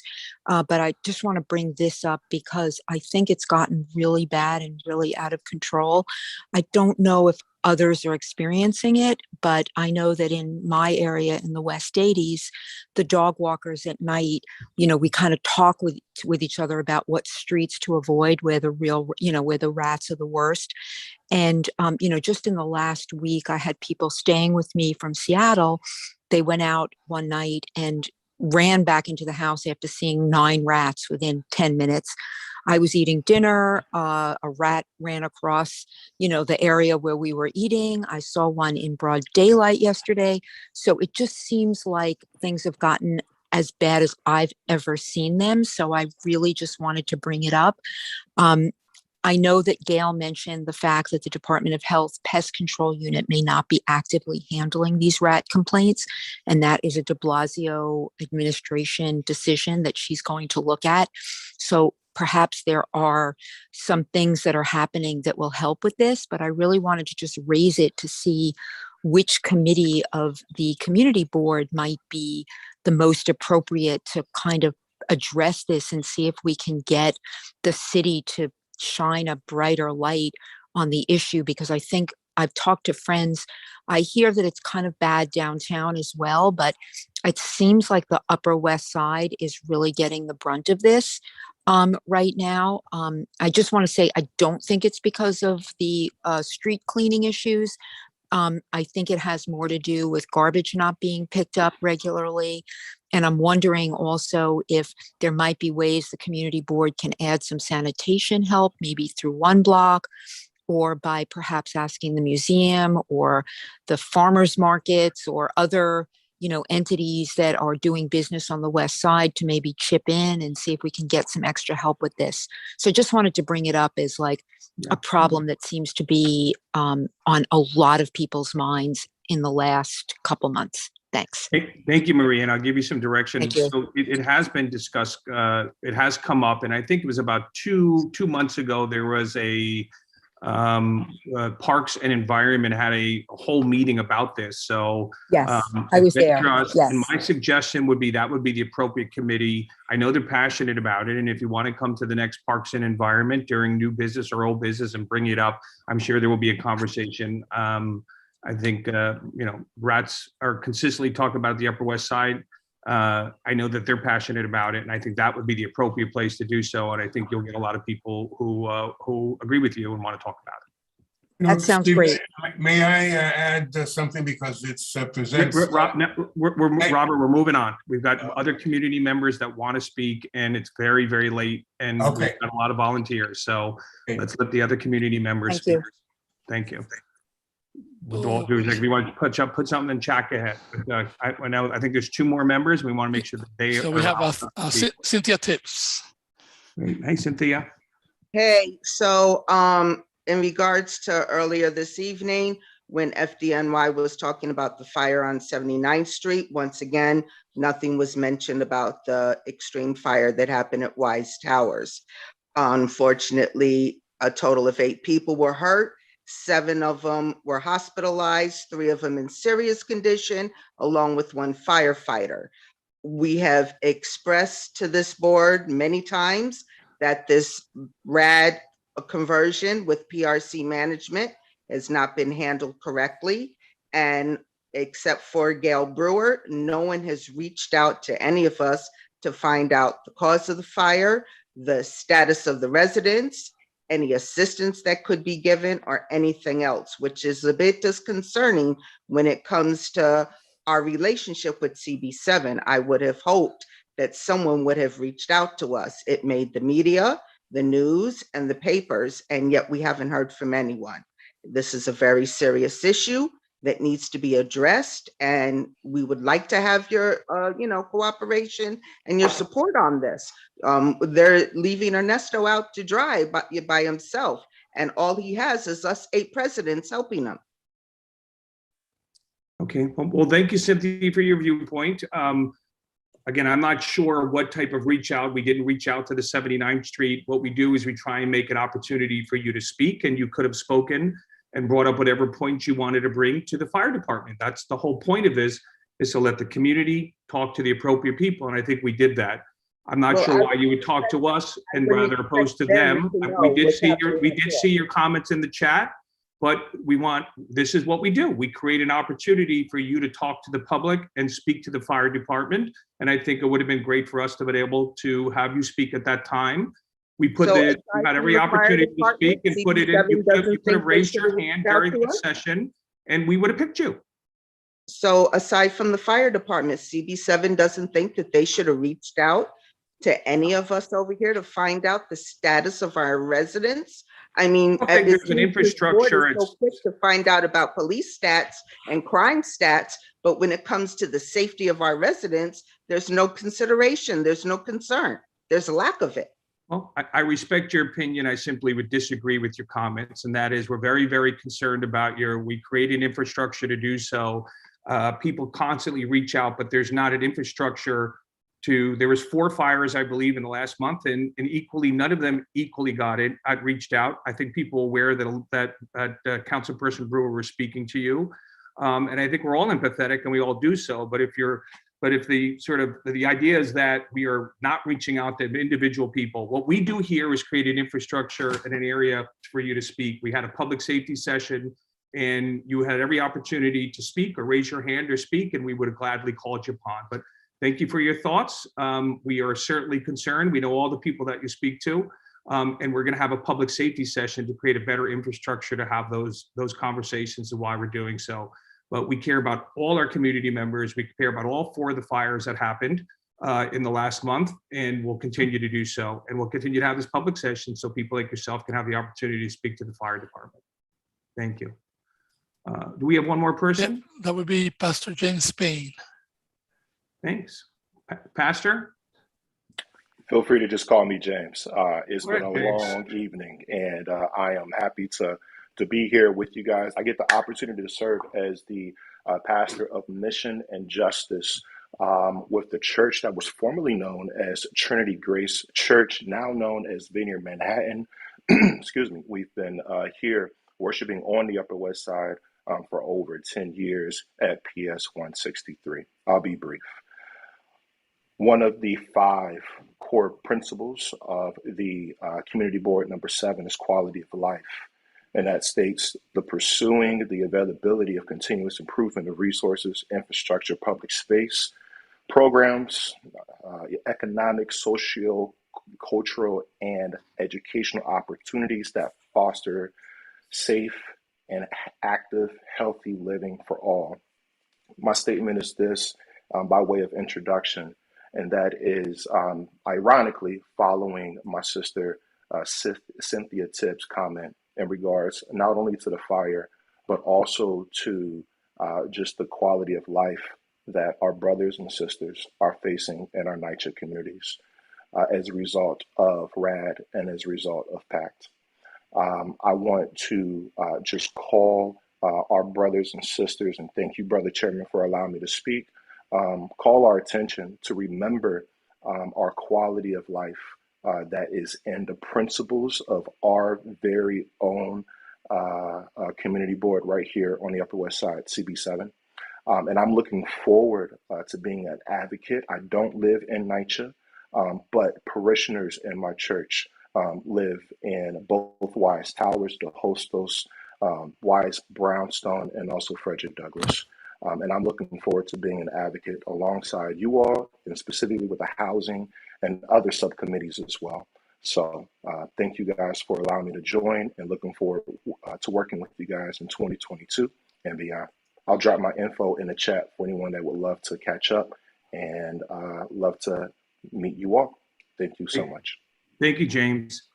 Okay, I think, is there anybody else from a community that needs to speak, Christian? No. Okay, well, I guess we are at 10:12 p.m. and I think we can call the meeting to order. Stephen, you know, Natasha's had her hand raised for a really long time. I'm sure she's still there if you want to call on her. I think she wanted to respond to Maria. If you want me to, I will, but her hand's not up Thank now. you. So I announced that we had done some work in the Parks and Environment Committee, and that she should show up to have this conversation at the committee level. But yeah, no, I took my hand down. Thank you, Barbara. What I had to write, I wrote in the chat. Thank you.